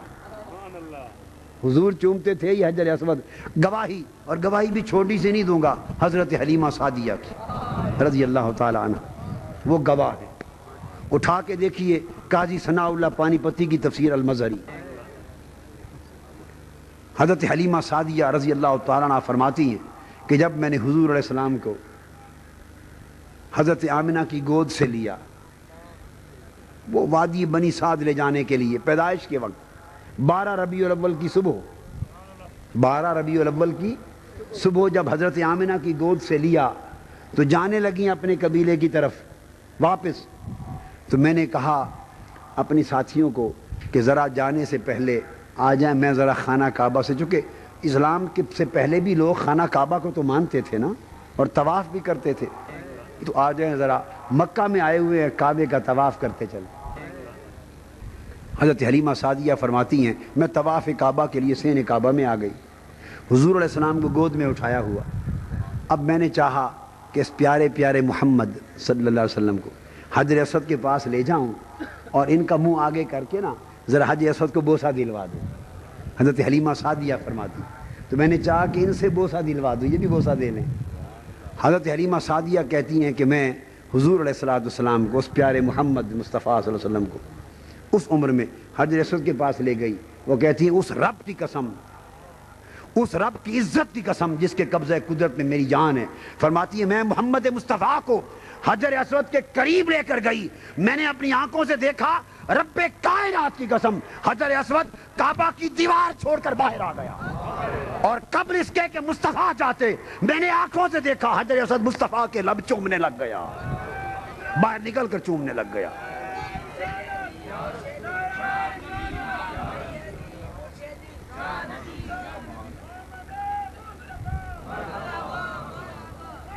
ہائے ہائے ہائے, فرماتی خدا کی قسم حجر اسود کعبے کی دیوار چھوڑ کے باہر آ گیا اور حضور کے لبوں کو چومنے لگ گیا. یہ تو ایک بار حلیمہ سعدیہ تھی نا, انہوں نے کہہ دی اور پتہ نہیں کتنوں نے دیکھا مگر کہنا نہیں تھا. کوئی مثل نہیں ڈھولن دی, کوئی مثل نہیں ڈھولن دی, چپ کر میرے علی اتجا نہیں بولن دی. بہت سی باتیں کہنے کی نہیں ہوتی, اس لیے میں نے کہا ذوق کی بات ہے, دلیل بھی دے دی, اب بھی طبیعت چاہے لے لے نہ چاہے سودا واپس کر دے. ہے حضرت حلیمہ سعدیہ کی گواہی, شہادت ان کی. تو میں عرض کر رہا تھا سیدنا فاروق اعظم کا طریق کہ حجر اسود کو چومتے بھی تو حضور کے لبوں کا تصور کر کے چومتے تھے, حضور کے لبوں کا تصور کر کے چومتے. تو حضور کو مرکز و محور جانتے, ہر عمل میں جو عمل کرتے نگاہ میں حضور کو رکھتے. اب سیدنا عثمان غنی کی طرف آ جائیے رضی اللہ تعالی عنہ. 6 ہجری میں حضور علیہ السلام 1400 صحابہ کو لے کر حدیبیہ کے میدان میں پہنچے. کفار نے حج کرنے سے روک دیا. سیدنا عثمان غنی رضی اللہ تعالیٰ عنہ کو سفیر بنا کر مکہ بھیج دیا کہ کفار مکہ کے ساتھ جا کے مذاکرات کریں. مذاکرات ہوئے, کفار نے کہا کہ اس سال ہم حج نہیں کرنے دیتے, واپس چلے جائیں. واپس آئے, پھر وہ ان کا وفد آیا اور حدیبیہ کے میدان میں پھر ایک صلح ہوئی جس کو صلح نامہ حدیبیہ کہتے ہیں. یہاں تک تو پتہ ہے نا. اب اگلی بات جو درمیان والی ہے وہ یہ, جب سیدنا عثمان غنی کے مذاکرات کفار و مشرکین مکہ, قریش مکہ سے مذاکرات ختم ہو گئے, بات ختم ہو گئی, جانے لگے, کعبے کے سین میں کھڑے ہیں, تو قریش مکہ نے کہا عثمان آپ تو چونکہ آ گئے ہیں کعبے کے صحن میں اور 6 سال بعد آئے, حضور کے ساتھ ہجرت کر گئے تھے نا, 6 سال بعد آئے ہیں, آپ چونکہ آ گئے ہیں آپ کو اجازت ہے کعبے کا طواف کر لیں, کعبے کا طواف کر لیں. ایمان سے کہیے 6 برس بیت گئے ہوں کعبے کو دیکھے ہوئے, کوئی ایمان والا ہو, کعبے کو تکے ہوئے 6 برس بیت گئے ہوں, کعبے کے طواف کو 6 برس بیت گئے ہوں اور 6 سالوں کے بعد اس طرح ترسی ہوئی نگاہوں کو موقع ملے کعبے کے پاس آنے کا، کعبے کو تکنے کا، اور پھر رکاوٹ بھی اٹھ جائے، دشمن کہہ دے کہ آپ کو اجازت ہے صحن کعبہ میں بھی کھڑے ہوں کعبے کے سامنے، اور اجازت بھی مل جائے کہ آپ طواف کر کے جائیں، اور قرآن میں، حدیث میں، شریعت میں، سنت میں کہیں منع بھی نہ ہو۔ کیا حضور علیہ السلام نے منع کر کے بھیجا تھا؟ عثمان اگر مجھے یہ آنے کی اجازت نہ دیں تو تم بھی طواف نہ کرنا، تو منع کیا تھا؟ بتا رہا ہوں نہیں تھا۔ کیا قرآن میں منع تھی کہ اگر حضور علیہ السلام ساتھ نہ ہوں تو پھر صحابہ طواف نہیں کر سکتے؟ کوئی حکم تھا؟ نہیں ہے۔ کوئی حدیث میں حکم تھا؟ نہیں ہے۔ کوئی حضور نے ہدایت دے کر بھیجی تھی؟ نہیں تھی۔ کیا حضور ناراض ہوتے کہ طواف کعبے کا کیوں کیا؟ عبادت ہے اللہ کی، کعبے کا طواف اللہ کی عبادت ہے، اور پہنچ کے صحن کعبہ میں طواف کیے بغیر آ جانا، اس پر تو تعجب ہو سکتا ہے، اور طواف کر کے آنے پر کیسا تعجب؟ سارے راستے کھلے تھے۔ انہوں نے کہا عثمان بھائی طواف کر لو، اور معلوم ہے سیدنا عثمان غنی نے کیا فرمایا؟ قریش مکہ کو دیکھا، فرمایا قریش مکہ نادانو، تم نے ابھی ہمارے ایمان کی حقیقت کو ہی نہیں سمجھا، تم نے ہمارے عشق کا امتحان نہیں لیا، معرفت مصطفیٰ کے مقام کو نہیں سمجھا۔ تم سمجھتے ہو کہ ہم مصطفیٰ کے بغیر اس کعبے سے تعلق رکھتے ہیں؟ ہم مصطفیٰ کے بغیر اس طواف کے بھوکے ہیں؟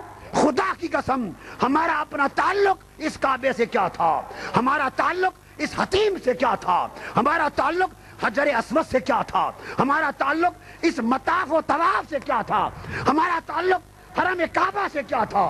وہ تو مصطفیٰ نے رخ ادھر کر دیا، یہ کعبہ بن گیا۔ مصطفیٰ نے چہرہ ادھر پھیر لیا، وہ کعبہ بن گیا۔ ہم تو حضور کی نسبت سے اسے کعبہ بنائے پھرتے ہیں۔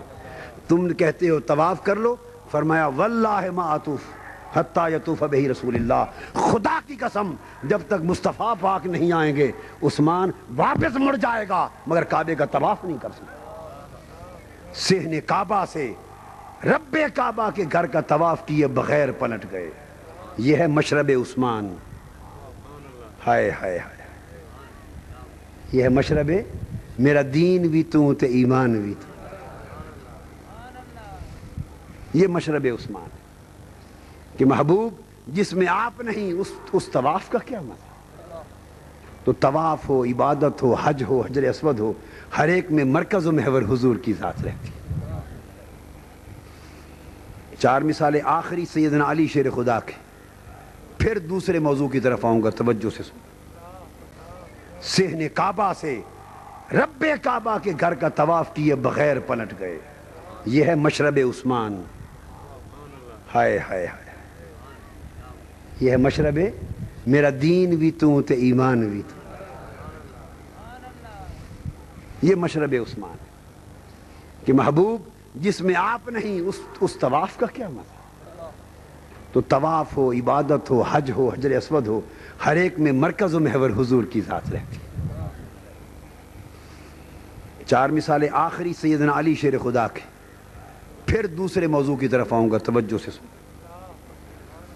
تاکہ خلفائے راشدین کا عمل پورا ہو جائے۔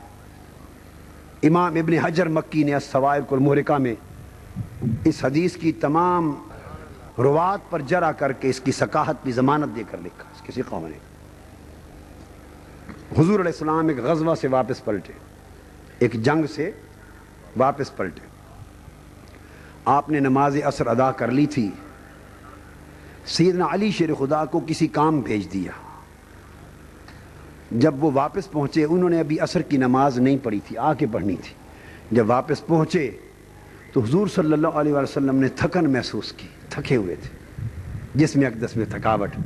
آپ نے حضرت علی سے فرمایا علی آ ذرا بیٹھ جا، میں تھکا ہوا ہوں، تو میں چاہتا ہوں کہ اپنا سر تیری گود میں رکھ کے ذرا آرام کر لوں۔ قربان جائیں کیا بخت و نصیب ان گودوں کا، کبھی علی کی گود میں لیٹ کر آرام فرماتے ہیں، کبھی ابو بکر کی گود میں لیٹ کے غار میں آرام کرتے ہیں۔ کیا بخت تھے اس خوش نصیبوں کی گودوں کے۔ حضرت علی رضی اللہ تعالیٰ عنہ بیٹھ گئے، حضور علیہ السلام نے سر انور رکھ دیا اور لیٹ گئے، سو گئے۔ آقا علیہ السلام نے نہیں پوچھا کہ علی نماز عصر پڑھ لی ہے، نہیں پوچھا۔ پھر حضرت علی نے بھی نہیں عرض کیا یا رسول اللہ میری عصر کی نماز رہتی ہے، ذرا 1 منٹ اجازت دے دیں تو میں نماز عصر کی قصر پڑھ لوں۔ نہ آقا نے پوچھا، نہ غلام نے بتایا، نہ حضرت علی نے بتایا، لیٹ گئے۔ اگر اس جگہ ہم میں سے کوئی ہوتا نا، کیا ہم میں سے کوئی ہوتا خشک ایمان والا، خشک ایمان والا، تو فوری ہم کہتے یا رسول اللہ بس ذرا معاف کرنے میری نماز اثر رہتی ہے، ذرا 2 منٹ انتظار کریں میں نماز پڑھ لوں تو پھر بجھاتا ہوں۔ کہتے یا نہ کہتے؟ وہ لوگ، ہم وہ لوگ ہیں نا کہ ہمیں یہ سمجھ نہیں کہ نماز مقدم ہے یا مصطفیٰ کا ادب مقدم ہے، یہ بات سمجھنے والی ہے۔ نماز فرض ہے اور ادب مصطفیٰ فرض کا بھی فرض ہے۔ نماز فرض ہے اور ادب مصطفیٰ فرض کا بھی، بولیے، فرض ہے۔ نماز کا اگر منکر نہ ہو، نماز کا اگر منکر نہ ہو، ترک ہو جائے تو آدمی کافر نہیں ہوتا، فاسق ہوتا ہے۔ نماز کا منکر نہ ہو، ترک انکاری نہ ہو، ترک عملی ہو، نماز ترک ہو جائے تو انسان مسلمان رہتا ہے، اور ادب مصطفیٰ ترک ہو جائے انسان مسلمان نہیں رہتا، کافر ہو جاتا۔ اب فرق سمجھ آ گیا کہ نماز بڑی یا ادب مصطفیٰ بڑا، صلی اللہ علیہ وآلہ وسلم۔ اس کا مطلب یہ نہیں کہ نماز معاذ اللہ کوئی گھٹیا چیز ہے، مغالطے میں نہ پڑ جائیں، سمجھا رہا ہوں آپ کو مقام کہ نماز بھی ادب مصطفیٰ کے ساتھ قبول ہے۔ تو سیدنا علی شیر خدا نے عارف تھے، نہیں بتایا حضور نماز رہتی ہے، حضور کو تکلیف نہ ہو، بیٹھ گئے، آقا سو گئے، سورج کو تکتے رہے، سورج ڈوبتا گیا، غروب کی طرف جاتا گیا۔ جب عین غروب پر آ پہنچا، ایک نگاہ سورج کو تکتے تھے، ایک نگاہ چہرے مصطفیٰ کو تکتے تھے، ایک نگاہ اس غروب آفتاب کو تکتے تھے، ایک نگاہ اپنی گود میں طلوع آفتاب کو تکتے تھے۔ ایک وہ آفتاب تھا جو غروب ہو رہا تھا، ایک یہ آفتاب تھا جس میں طلوع ہی طلوع تھا، غروب تھا ہی نہیں۔ ادھر بھی دیکھتے ادھر بھی دیکھتے، سورج ڈوب گیا۔ حضرت علی کی آنکھوں سے آنسو گر پڑے کہ آج نماز گئی۔ حضور کو نہیں جگایا صلی اللہ علیہ وسلم، آقا علیہ السلام کو نہیں جگایا، ان کی نیند میں خلل نہیں آنے دیا، نماز چلی گئی، قضا ہو گئی۔ اب قضا کا جو دکھ ہوا، رو پڑے۔ آقا علیہ السلام اٹھے، پوچھا علی پریشان ہے، روتا ہے، کیا ماجرا ہے؟ چاہتے تو یہی سوال پہلے کر لیتے، نماز پڑھ لی ہے کہ نہیں، ایک سادہ سی بات تھی، پوچھ لیتے، مگر جان کے نہیں پوچھا۔ وہ امتحان لے کر ہمیں بتانا چاہتے ہیں کہ دیکھو میرے علی اور میرے صحابہ کا عقیدہ میری نسبت کیا ہے۔ اگر پوچھ لیتے، وہ بتا دیتے حضور رہتی ہے، یقیناً فرماتے اچھا پڑھ لو، فرماتے، مگر جان کے نہیں پوچھا کہ علی کیا کرتا ہے، میرے سونے کے لیے گود بچھاتا ہے یا نماز کے لیے مصلی بچھاتا ہے۔ دیکھ لیا، مصلی چھوڑ دیا، گود بچھا دی، کامیاب ہو گئے۔ نماز قضا ہو گئی، کامیاب ہو گئے، کیونکہ حضور کے آرام میں خلل نہیں لائے۔ پوچھا تو علی قضا ہو گئی نماز؟ جی یا رسول اللہ۔ فرمایا قضا پڑھ لو، اٹھ کے اب قضا پڑھ لو۔ سیدنا علی شیر خدا نے آقا علیہ السلام کے چہرے انور کی طرف تکا، آقا سمجھ گئے کہ علی یہ عرض کرنا چاہتا ہے، کہنا چاہتا ہے حضور نماز جائے آپ کی نیند اور آرام پر اور آپ کے ادب میں، اور پھر قضا پڑھوں؟ قربان آپ پر ہو نماز اور پھر قضا پڑھوں؟ آقا سمجھ گئے۔ حضور علیہ السلام اٹھ کے کھڑے ہو گئے، اور کھڑے ہو کر حدیث پاک میں ہے آپ نے اپنے دست اقدس اٹھا دیے اس طرح، اور اللہ کے حضور التجا کی۔ جو حضور علیہ السلام نے دعا مانگی وہ لفظ سنیے، عرض کیا اللہم ان علی کان فی طاعتک و طاعت رسولک، اے اللہ علی تیری اطاعت میں مصروف تھا اور تیرے رسول کی اطاعت میں مصروف تھا۔ قضا نہ ہو، قضا نماز گئی ہے، نماز قضا ہو گئی ہے، اور عرض کر رہے ہیں مولا علی تیری اطاعت میں مصروف تھا اور تیرے رسول کی اطاعت میں۔ بھئی رسول کی اطاعت میں مصروف ہونا تو سمجھ میں آتا ہے کہ حضور نیند فرما رہے تھے اور حضور کی نیند اور آرام کی خاطر وہ بیٹھے رہے، یہ بات تو سمجھ میں آتی ہے۔ اللہ کی اطاعت کون سی تھی؟ اللہ کی اطاعت نماز پڑھنا ہے یا قضا کر بیٹھنا ہے؟ بولیے، اور بولو نا کلور کوٹ والو، نماز پڑھنا اللہ کی اطاعت ہے یا قضا کر بیٹھنا؟ بولیے، پڑھنا اطاعت ہے۔ تو حضرت علی نے نماز پڑھی یا قضا کر بیٹھے؟ قضا ہو گئی۔ تو حضور عرض کرتے ہیں مولا ان علی کان فی طاعتک، علی تیری طاعت میں مصروف تھا، تیری بندگی میں مصروف تھا، تیری فرما برداری میں مصروف تھا۔ تو کون سی بندگی تھی؟ وہ تو حضور کی غلامی تو ہو رہی تھی، مگر ایمان نماز تو نہیں ہو رہی تھی۔ تو پتہ چلا کہ ایک طرف نماز تھی اور ایک طرف ادب مصطفیٰ تھا، ایک طرف نماز عصر تھی علی شیر خدا کی، ایک طرف راحت و آرام مصطفیٰ تھا، ایک طرف ادائیگی صلاۃ تھی، ایک طرف اپنی گود کو مصطفیٰ کے آرام کے لیے فراہم کرنا تھا۔ دو کا مقابلہ آ گیا۔ علی نے دیکھا ادھر نماز عصر ہے، ادھر مصطفیٰ کا آرام ہے۔ علی شیر خدا نے ایک لمحے میں نماز قضا کر دی، مصطفیٰ کا آرام قضا نہیں کیا۔ اس ادب کو حضور نے فرمایا کہ مولا تیری طاعت تھی، کہ جس شخص کو یہ سمجھ آ گئی کہ مصطفیٰ کی غلامی ہی خدا کی بندگی ہے، اور اگر نماز اور مصطفیٰ کا آرام دونوں میں موازنہ آ جائے تو ادب مصطفیٰ کو پا لینا یہ بندگی خدا ہے۔ چونکہ قضا ہونے والی نماز کے لیے تو شریعت میں مسئلہ ہے کہ ادا ہو جائے گی، بعد میں قضا پڑھ لی جائے گی، مگر ادب رہ گیا مصطفیٰ کا تو اس کی کوئی قضا نہیں ہے۔ آقا علیہ السلام نے دعا کی، اور پھر حدیث میں ہے حضور علیہ السلام نے ہمارا دست اقدس اٹھا لیا، سورج کی طرف کیا اور اس طرح کھینچا۔ حدیث کے کلمات ہیں کہ سورج ڈوب چکا تھا، غروب ہو گیا تھا، اور آقا علیہ السلام نے کھینچا۔ سورج غروب کے بعد اس طرح کھنچتا ہوا آسمانوں پر واپس چلا آیا، ایسے لگتا تھا جیسے آقا نے ڈوریوں کے ساتھ کھینچ کر سورج کو واپس پلٹا لیا، اور کھینچ کر سورج کو آسمان پر دکھا کے فرمایا علی یہ عصر کا وقت ہے، نماز پڑھ لو۔ وقت بھی پلٹ دیا، غروب بھی پلٹ دیا۔ علی بھی جانتے تھے کہ حضور کے آرام کو قضا نہ کروں، نماز وہ تو مصطفیٰ اشارہ ہی کر دیں گے تو ایک کیا سورج عمر بھر کھڑا رہے گا۔ حضرت علی نے نماز ادا کی۔ ثابت ہوا کہ جملہ فرائض فروع ہیں، اصل الاصول بندگی استاجور کی۔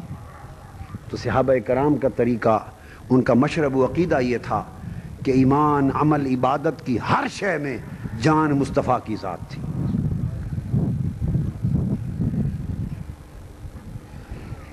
اس لیے قرآن مجید میں ہے کہ عید الاضحیٰ کا دن تھا، عید الاضحیٰ کا، عیدگاہ میں آئے، حضور علیہ السلام نے ابھی قربانی نہیں دی تھی اپنی، بعض صحابہ کرام گھر سے چلتے ہوئے قربانیاں دے کر آئے۔ حکم ابھی نہیں اترا تھا کہ عید کی نماز کے بعد جا کے قربانی دو۔ اگر یہ حکم نازل ہو چکا ہوتا تو پھر وہ صحابہ نماز سے پہلے قربانی کیوں دے کر آتے، کبھی ادا نہ کرتے؟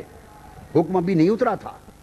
انہوں نے سمجھا چلو پہلے جلدی جلدی فارغ ہو جائیں، پھر حضور کے ساتھ رہیں گے۔ قربانیاں دے دیں، عیدگاہ میں پہنچے تو حضور نے تو قربانی ابھی دی نہیں تھی، نماز کے بعد دینی تھی۔ وہ قربانی کس کا عمل ہے؟ عبادت ہے، کس کی؟ اللہ کی۔ اور قربانی وہ، حدیث پاک میں حضور نے فرمایا کہ قربانی کے جانور کا خون ابھی زمین پر اس کا پہلا قطرہ بعد میں گرتا ہے، قبولیت اللہ کے ہاں پہلے ہو جاتی ہے۔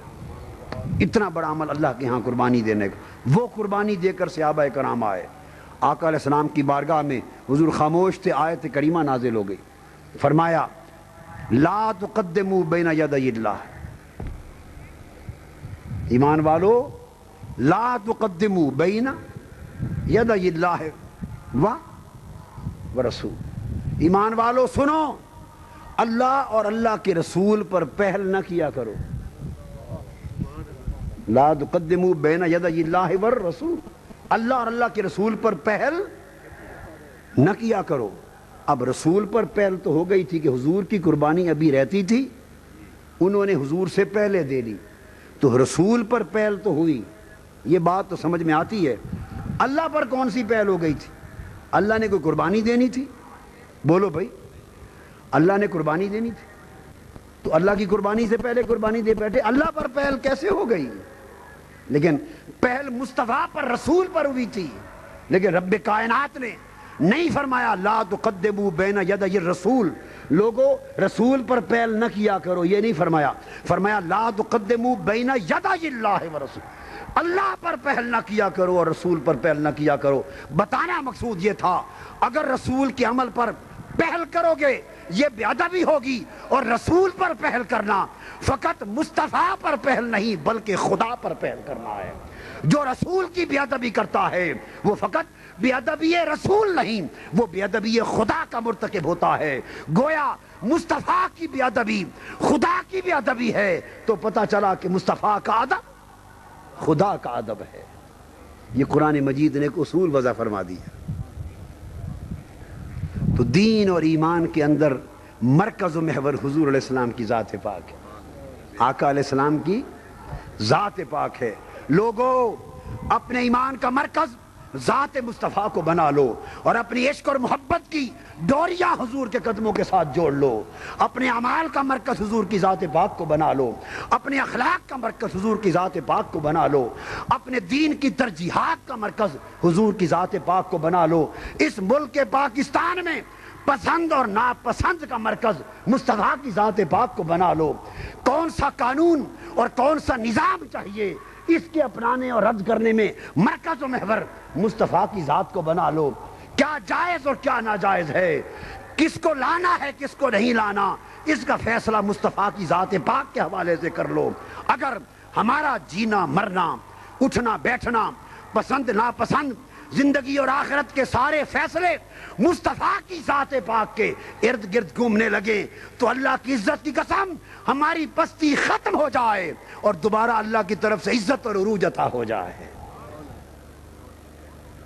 ہماری ذلت اور رسوائی کا سبب یہ ہے کہ ہم نے خالی کلمہ تو حضور کا پڑھ لیا، امتی تو بن گئے نام نہاد، مگر جس طرح صحابہ کرام کا جینا مرنا، تکنا دیکھنا، وہ نمازوں میں بھی حضور کو تکتے تھے۔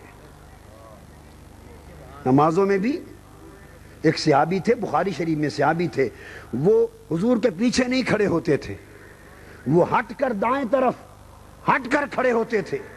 کسی نے پوچھا بھئی جگہ سب سے زیادہ ثواب پیچھے کھڑے ہونے میں ہے، امام کے قریب، تم جان بوجھ کے ہٹ کے فاصلے پر کھڑے ہوتے ہو، کیا ماجرا ہے؟ صحابی کہتے ہیں اور حدیث ہے، وہ کہتے ہیں اس لیے کھڑا ہوتا ہوں کیونکہ پیچھے کھڑا ہو جاؤں تو حضور کا مکھڑا کیسے دیکھوں، ہٹ کے کھڑا ہوتا ہوں، جب نماز شروع ہوتی ہے تم نماز میں لگے رہتے ہو، میں یار کا مکھڑا تکنے میں لگے رہتا ہوں۔ کسی نے منع نہیں کیا اس کو، حدیث پاک میں۔ وہ صحابہ کرام کا مشرب تھا، وہ سمجھتے تھے کہ ایمان اور عمل میں اور عبادت و تقوی میں حضور کی ذات غیر نہیں ہے، حضور کی ذات، ہاں عقیدہ یہ ہے کہ خدا کی ذات اور مصطفیٰ کی ذات یہ ذاتیں دو ہیں، ذات خدا ذات مصطفیٰ نہیں ہے اور ذات مصطفیٰ ذات خدا نہیں ہے، یہ دو ذاتیں ہیں، ایک ذات خالق ہے ایک ذات مخلوق ہے، ایک ذات مالک ہے ایک ذات رسول ہے، ذاتیں تو دو ہیں بس، باقی نسبتیں ایک، ذاتیں دو نسبت ایک، ذاتیں دو حکم ایک، ذاتیں دو محبت ایک، ذاتیں دو اطاعت ایک، ذاتیں دو قربت ایک، ذاتیں دو بیعت ایک، ذاتیں دو نطق ایک، ذاتیں دو کنگریاں مارنے کا عمل ایک، ذاتیں دو ادب ایک، ذاتیں دو بے ادبی ایک، ذاتیں دو حرمت ایک، ذاتیں دو بے حرمتی ایک، ذاتیں تو دو ہیں مگر جو مصطفیٰ نے کہا وہ خدا نے کہا، جو مصطفیٰ نے کیا وہ خدا نے کیا۔ وما ينطق عن الهوى ان هو الا وحی یوحی وما رمیت اذ رمیت ولکن اللہ رمی، مصطفیٰ جو کنکریاں تم نے ماری ہیں وہ آپ نے نہیں، وہ خدا نے ماری ہیں۔ الذین یبایعونک انما یبایعون اللہ ید اللہ فوق ایدیہم، مصطفیٰ جو لوگ تیرے ہاتھ میں ہاتھ دے کر بیعت کرتے ہیں، مجھے اپنی عزت کی قسم وہ تیرے ہاتھ پر نہیں خدا کے ہاتھ پر بیعت کرتے ہیں۔ ذاتیں دو مگر ہاتھ ایک، ذاتیں دو بیعت ایک، ذاتیں دو اطاعت ایک، محبت ایک۔ لہذا ذات کو ایک کر دیا تو شرک ہو گیا، ذات کو ایک کر دیا تو شرک ہو گیا، اگر نسبت کو جدا کر دیا تو کفر ہو گیا۔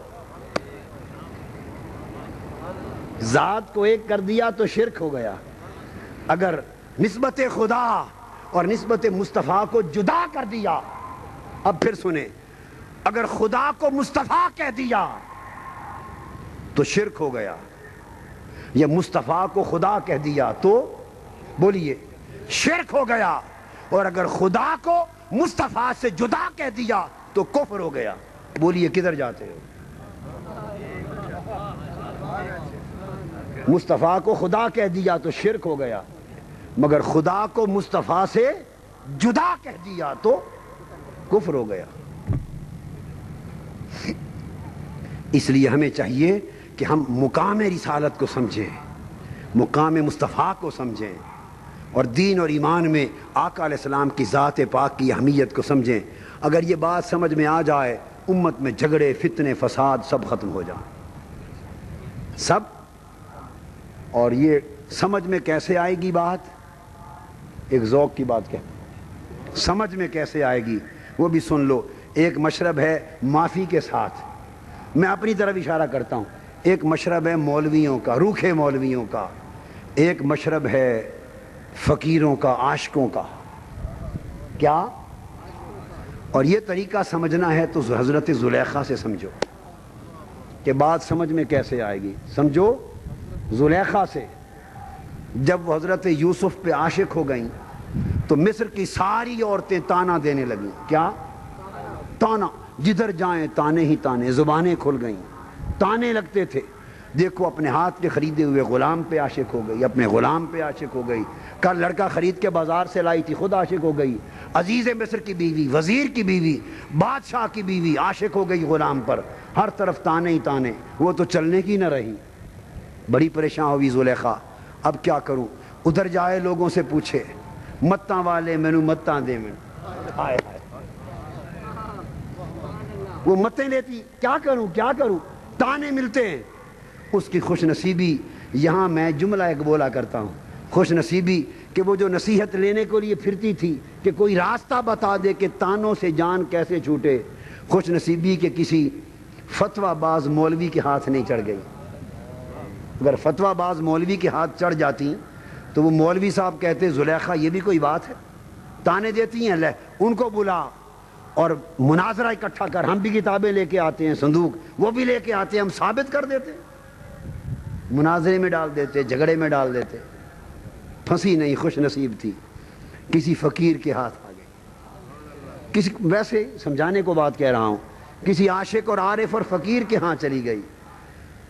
زلیخا روئی کہ کیا کروں، پریشان ہوں، تانے، تو کسی عاشق نے نصیحت دے دی ہوگی، کہا ہوگا زلیخا یہ سارے تانے اور جھگڑے پتہ ہے کیا ہے؟ کہنے کی پتہ نہیں کیا ہے، یہ سارے تانے اور جھگڑے صرف نہ دیکھنے کے جھگڑے ہیں۔ کیا؟ نہ دیکھنے کے جھگڑے ہیں، نہ تکنے کے جھگڑے ہیں، جو تو نے دیکھا ہے انہوں نے دیکھا نہیں، یہ جھگڑے نہ دیکھنے کے ہیں، اس لیے زبانیں کھل گئی ہیں۔ اب کیا کروں؟ اس نے کہا جو تو نے دیکھا ہے اس کی ایک چھوٹی سی جھلک ان کو بھی دکھا دے، جو تو نے دیکھا ہے اور دل دے بیٹھی ایک جھلک ان زنان مصر کو بھی دکھا دے، ان کی زبانیں بند ہو جائیں گی، ایک جھلک دکھا دے۔ تو قرآن گواہ ہے، حضرت یوسف علیہ السلام کو لے آئیں، قدموں پہ گر پڑیں، عرض کیا حضور میں نے آپ کی عزت کی پرواہ نہ کی، آپ کریم ہیں، میری عزت کی لاج رکھیں۔ یوسف علیہ السلام نے معاف فرما دیے۔ کیا کروں؟ وہ چہرے پہ نقاب رکھتے تھے، عرض کیا عورتیں بیٹھ جاتی ہیں، ان کے ہاتھوں میں پھل دے دیے، سیب دے دیے، چھریاں دے دیں، اور چھریاں پکڑا کر آمنے سامنے بٹھا دیا، اور کہا جب حضرت یوسف نقاب چہرے سے پلٹ کے گزرے تو پھل کاٹ کے کھانے لگ جانا۔ یوسف علیہ السلام گزرے، نقاب پلٹا ہوا چہرے کا، گزرے۔ اب قرآن کہتا ہے فَلَمَّا رَأَيْنَهُ أَكْبَرْنَهُ وَقَطَّعْنَ أَيْدِيَهُنَّ وَقُلْنَا حَاشَا لِلَّهِ مَا هَٰذَا بَشَرًا۔ جب یوسف علیہ السلام گزرے، زنان مصر کے ہاتھ میں پھل اور چھریاں تھیں، اپنے چہرے پاک سے جو نقاب پلٹا، اور نقاب پلٹنے کی دیر تھی، زنان مصر کی نگاہیں جو چہرہ یوسف پہ پڑی، چھریاں چل گئیں، پھل گر گئے، انگلیاں کٹ گئیں، ہاتھوں سے خون بہتا رہ گیا، مگر انہیں ہوش نہ رہا، بس وہ حسن یوسف تکتی ہی رہ گئی، ہاتھ کٹ گئے۔ جب انگلیاں کٹ گئیں، یوسف علیہ السلام گزر گئے، ہوش میں آئیں تو قرآن گواہ ہے، قسم کھا کے کہنے لگی خدا کی قسم یہ تو بشر نہیں ہے، قلنا حاشا للہ ما ھذا بشرا، خدا کی قسم یہ تو بشر نہیں۔ کیا وہ بشر نہیں تھے؟ وہ تو تھے، بشریت تو حق تھی، بشریت تو ہر پیغمبر کی حق ہے، اس کی بشریت بڑی بلند و بالا ہوتی ہے، مگر بشریت تو ہر پیغمبر کی حق ہے، اس کا تو انکار کرنا ہی کفر ہے۔ تو بشریت تو تھی، جب تک لیا کہنے کی خدا کی قسم یہ تو بشر کا پیکر نہیں۔ اب اللہ پاک چاہتے تو رد کر دیتے نا، فرماتے غلط کہہ رہی ہو بھئی بشر تو ہے، اللہ نے بھی رد نہیں کیا، چلو جو کہتی ہو کہتی رہو۔ تمہیں سمجھ تو آ گئی نا، دماغ ٹھکانے تو لگ گیا۔ جب تک دیکھا نہ تھا جلوہ یار تب تک تانے ہی تانے تھے، بشر بشر تھا، غلام غلام تھا، بشر بشر تھا، عام انسان تھا، جھگڑے ہی جھگڑے تھے، جب تک دیکھا نہ تھا۔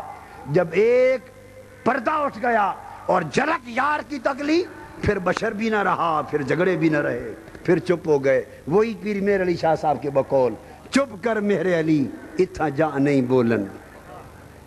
جب جلوہ ہو جاتا ہے پھر زبانیں بند ہو جاتی ہیں۔ اس لیے یاد رکھ لیں، جو بہت جھگڑے کریں دین میں تو سمجھ لیا کریں کہ انہوں نے دیکھا نہیں، انہوں نے جلوہ یار تکا نہیں، ابھی پردے میں ہیں۔ اور جو تک لیتے ہیں وہ جھگڑے چھوڑ دیتے ہیں، جو تک لیتے ہیں وہ جھگڑے، ان کو فرصت ہی نہیں پھر اس نشے سے باہر آنے، اس نظارے سے باہر نکلنے کی فرصت نہیں ہوتی۔ اس لیے دین جھگڑے والا نہیں چاہیے، دین محبت والا چاہیے، دین پیار والا چاہیے، اور دین ادب والا چاہیے۔ حاضرین محترم، یہ ذکر رسول کا ایک گوشہ آپ سن چکے۔ اب میں یہ عرض کر رہا تھا کہ جس طرح دین آقا علیہ السلام کی نسبت کے بغیر اور ایمان آقا کی نسبت کے بغیر مکمل نہیں ہوتا، سن لو یہ پاکستان بھی حضور کے نظام کے بغیر مکمل نہیں ہوگا۔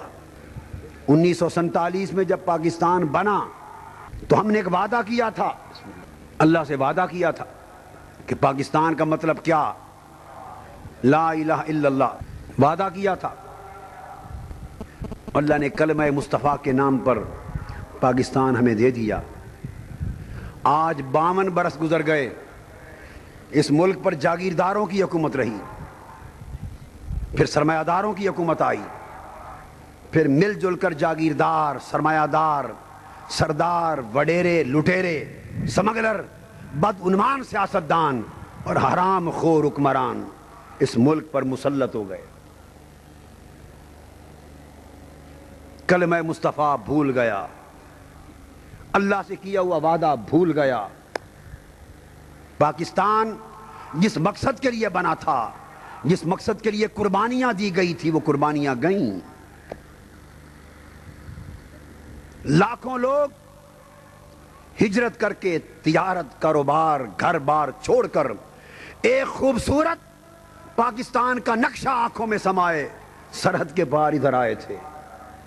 ان کا خیال تھا کہ بنیے کی ظلم سے نجات پانے کے بعد اب ہر پاکستانی کو عزت کی روٹی ملے گی، عدل ملے گا، انصاف ملے گا، مصطفیٰ کے نظام کے مطابق ہر شخص کو باعزت زندگی کا رہن سہن ملے گا، حفاظت ملے گی، ہر کوئی معاشرے میں عزت کے ساتھ رہے گا، کسی کے حقوق پہ ڈاکہ نہیں ہوگا، عزت پہ ڈاکہ نہیں ہوگا، کسی کی جان پر ہولی نہیں کھیلی جائے گی۔ یہ خواب آنکھوں میں لے کے ہر کوئی آیا تھا۔ آج نگاہیں ترس گئیں، آدھی صدی گود بیت گئی، پاکستان کا وہ خواب جو دیکھا گیا تھا وہ آج کے دن تک مکمل ہوتا دکھائی نہیں دیتا۔ آج قائد اعظم نے تو ایک پاکستان بنایا تھا، مگر بعد میں لٹیرے بدعنوان سیاستدانوں نے اور غریبوں کا خون چوس کر حرام خوری کرنے والے لیڈروں نے، حکمرانوں نے پاکستان دو بنا دیے، ایک امیروں کا پاکستان ایک غریبوں کا پاکستان. امیروں کا پاکستان دیکھنا ہو تو اسلام آباد چلو. امیروں کا پاکستان دیکھنا ہو تو لاہور، ماڈل ٹاؤن، گلبرگ اور مال روڈ پہ چلو. امیروں کا پاکستان دیکھنا ہو تو لاہور کی شاہراہوں کے فوارے دیکھو اور نہروں میں بہتے ہوئے پانی کے اندر چمکتے کمکمے دیکھو. امیروں کا پاکستان دیکھا ہو تو بڑے بڑے استبل دیکھو، لیڈروں کی عیاشیاں دیکھو، ان کی 12 کوٹھیاں دیکھو، ان کی حرام خوریاں دیکھو، اور 100 منگتوں کو لے کر حکمرانوں کا امریکہ جانا دیکھو، اور 5 سٹار ہوٹلوں میں ٹھہر کے خیرات مانگنا دیکھو. امیروں کا پاکستان دیکھنا ہو تو ایک نقشہ اور ہے. غریبوں کا پاکستان دیکھنا ہو تو 18 ہزاری سے چل کے بکر کلور کوٹ تک آؤ. تھل کی زمین دیکھو، جہاں نہ زراعت ہے. تھل کی زمین نہ گندم ہے، نہ کپاس ہے، نہ پانی ہے، نہ ٹیوبل ہے، نہ نہر ہے. جہاں ریت ہی ریت ہے. اور 1200 کنال کی زمین تھل کے علاقے میں، 1200 کنال، اس میں 15 بوریاں چنے کی نہیں اگتی. 15 بوری چنے کی نہیں اگتی. غریب کا پاکستان. اور اس کسان سے جو 12 کنال زمین میں 15 بوری چنا اگا نہیں سکتا، بھوک سے مرتا ہے. ظالمو، اس سے زرعی ٹیکس اتنا ہی لیتے ہو جتنے فیصل آباد کے ذمہ دار سے لیتے ہو. غریب کا پاکستان دیکھنا ہے، غریب کا پاکستان دیکھنا ہے تو اس جنوبی پنجاب میں پتہ چلے اقتدار کے نشے میں بدمست حکمرانوں 11 کروڑ غریب اس ملک میں کس طرح رہتے ہیں. غریب کی بیٹی جوانی سے گزر جاتی ہے، رشتے کا انتظار کرتے کرتے اس کے سر میں چاندی آ جاتی، بوڑھی ہونے لگتی. وہ اپنے ماں باپ سے پوچھتی حسرت بھری نگاہوں کے ساتھ، ماں میں خوبصورت بھی ہوں، خوبصورت بھی ہوں، نیک بھی ہوں، پڑھی لکھی بھی ہوں، میرا گناہ کیا ہے، میرا جرم کیا ہے؟ یہ پاکستان مسلمانوں کا ملک نہیں ہے. میں خوبصورت نیک سیرت بھلے مانس پڑھی لکھی بیٹی، بڑھاپا آ رہا ہے، میرا رشتہ مانگنے اس معاشرے میں کوئی نہیں آتا، قصور کیا ہے؟ اس کی ماں چھلکتے ہوئے آنسوؤں کے ساتھ اس کو جواب دیتی، حسرت بھری نگاہوں سے بیٹی کو تک کے جواب دیتی ہے، بیٹی قصور تمہارا نہیں، قصور تمہارے ماں باپ کا ہے، اور وہ یہ کہ تو ایک غریب ماں باپ کی بیٹی ہے. اس اللہ اس کے رسول کے نام پر حاصل کیے جانے والے ملک میں کسی غریب کی بیٹی کا رشتہ مانگنے کا دستور نہیں ہے.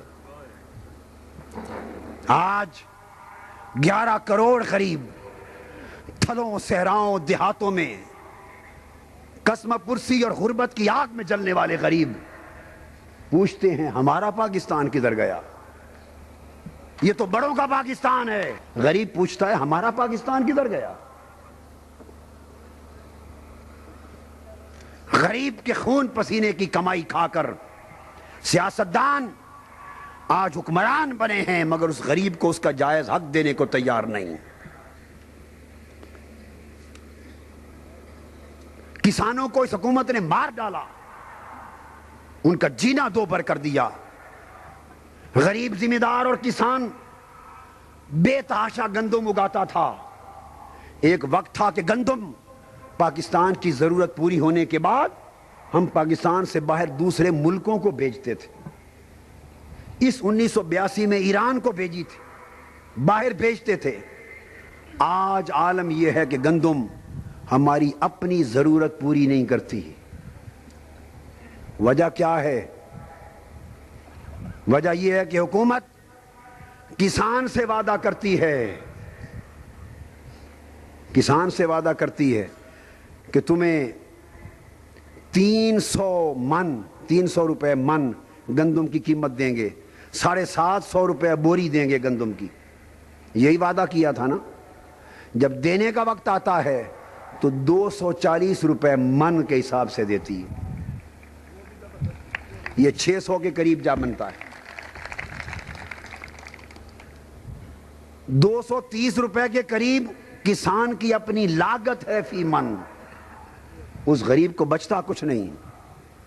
چونکہ بچتا کچھ نہیں اس لیے اس نے گندم اگانا چھوڑ دی. پھر اس پر ظلم، ایک اس کو لاگت نہیں دیتی، دوسرے ظلم کی انتہا کہ کسان اگانے والا، گندم کا مالک، اناج اگانے والا ذمہ دار اور کسان، وہ تو اپنے شہر سے دوسرے شہر میں بھی گندم لے جا کے بیچ نہیں سکتا، دوسرے شہر کی منڈی میں اچھے بھاؤ سے نہیں بیچ سکتا، 4 دن اپنے گھر میں بچا کے نہیں رکھ سکتا. رکھ سکتا ہے؟ بولیے. آپ دوسرے ضلع میں گندم لے جا کے بیچ سکتے ہیں؟ دفعہ 144 لگی ہے. گندم اگانے والا وہ 300 روپے کے حساب سے دوسرے ضلع میں جا کے نہیں بیچ سکتا، مگر یہ لٹیرے حکمران اور وڈیرے سیاستدان، حرام خوری کرنے والے آپ سے 240 روپے فی من کے حساب سے لے کر 540 روپے بھارت میں سمگل کرتے ہیں، 800 روپے من افغانستان میں سمگل کرتے ہیں، 4000 روپے من روس میں سمگل کرتے ہیں. کسان کو 240 روپے دیا جاتا ہے، ساری دنیا میں ہزاروں روپے کے من کے حساب سے سمگل ہوتی ہے.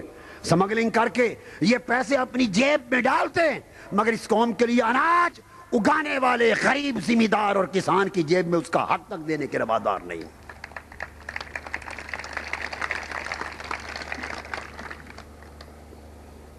پھر عالم یہ تو گندم کا حال ہے. میں ایک بات اور بتاؤں، پھر اپنی گندم کو پورا کرنے کے لیے امریکہ سے گندم منگواتے ہیں. پتہ ہے کہاں سے؟ بولیے.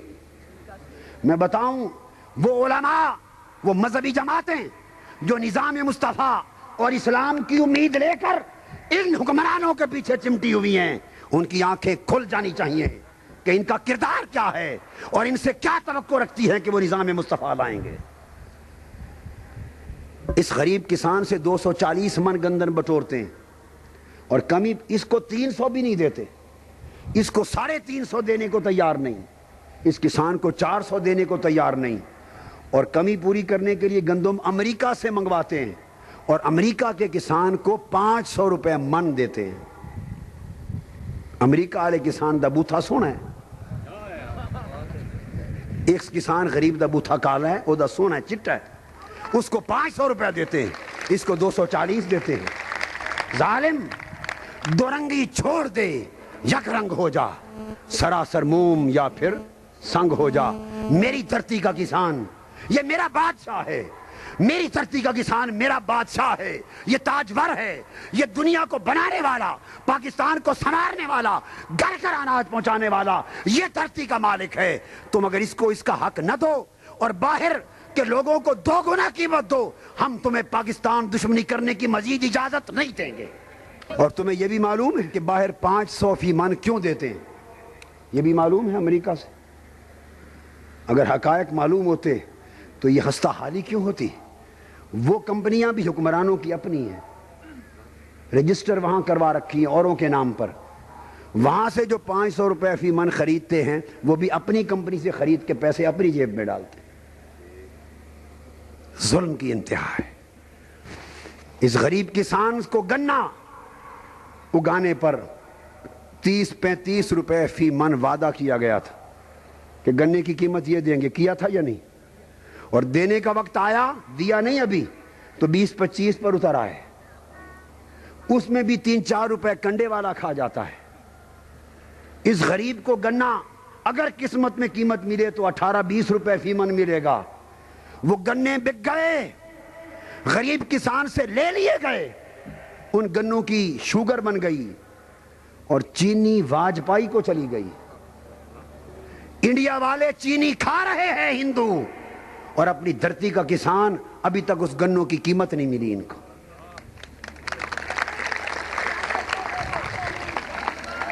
یہ نظام مصطفیٰ کی بات کرتے ہیں، یہ پاکستان کی بات کرتے ہیں. انڈیا کو چینی بولو 9 روپے کلو بھیجی جا رہی ہے، پاکستان میں وہ چینی 20 روپے کلو بک رہی ہے اور اگانے والے کسان کو پیسہ ہی نہیں ملا. اور وہ غریب اپنا خرچہ، وہ جو سی پی آر ان کو مل گئی ہے، مارکیٹوں میں سی پی آر بیچ کے اپنا خرچہ چلا رہا ہے. اتنا بڑا ظلم یہ کسان، یہ حکومت کسان دشمن حکومت، غریب دشمن حکومت، عوام دشمن حکومت، پاکستان دشمن حکومت۔ پہلے ان کا مقابلہ کسی اور سے تھا، وہ اور کشتی تھی جس کو ڈبو دیا تو نے، وہ اور کشتی تھی جس کو ڈبو دیا تو نے۔ ہماری راہ میں آنا کبھی بنور بن کر، ادھر بھی آ کے دیکھنا، خبر بتا دوں گا آپ کو۔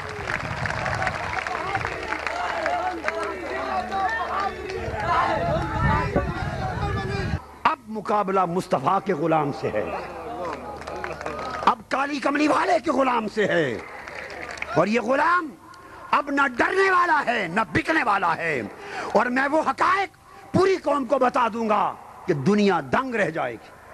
یہ صرف میرے تاجدار کائنات کے لانے پاک کی خیرات ہے، میرے آقا کی، میرے مولا کا کرم ہے۔ ہم قائد اعظم کے سچے وارث ہیں، جنہوں نے پاکستان بنایا تھا۔ ہم اس پاکستان کو سنوار کے دکھائیں گے اللہ کی مدد سے، مگر ضرورت اس امر کی ہے کہ میری جنگ اس ملک کے غریبوں کے لیے، مزدوروں کے لیے، محنت کشوں کے لیے ہے، غریب کسانوں کے لیے ہے، پریشان حالوں کے لیے ہے۔ مجھے اللہ کی مدد چاہیے اور آپ کا تعاون، بس کسی اور شے کی ضرورت نہیں۔ اٹھیے، تعاون کیجئے، ہم ایک جنگ لڑیں گے اور انشاءاللہ مصطفی انقلاب کے ذریعے اس ملک کا مقدر بنا کے دم لیں گے۔ بولیے ساتھ دیں گے یا نہیں؟ ساتھ دیں گے یا نہیں؟ ہاتھ کھڑے کر کے عہد کرو، بولو ہاتھ کھڑے کر کے، وعدہ کرنے والے ہاتھ کھڑے کر کے وعدہ کریں۔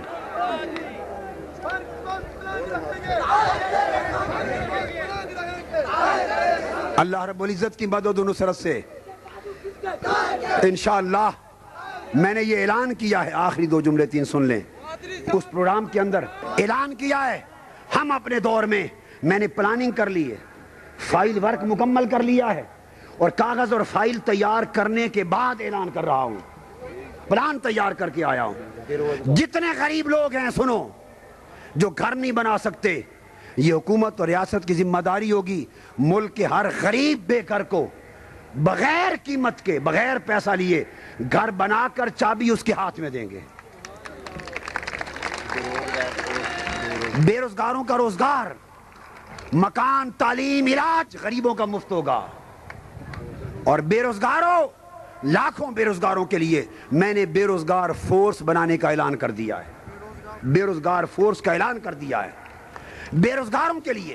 اور 14 جون کو لاہور میں موچی دروازے میں بے روزگاروں کا پہلا جلسہ کر رہے ہیں، بے روزگاروں کا۔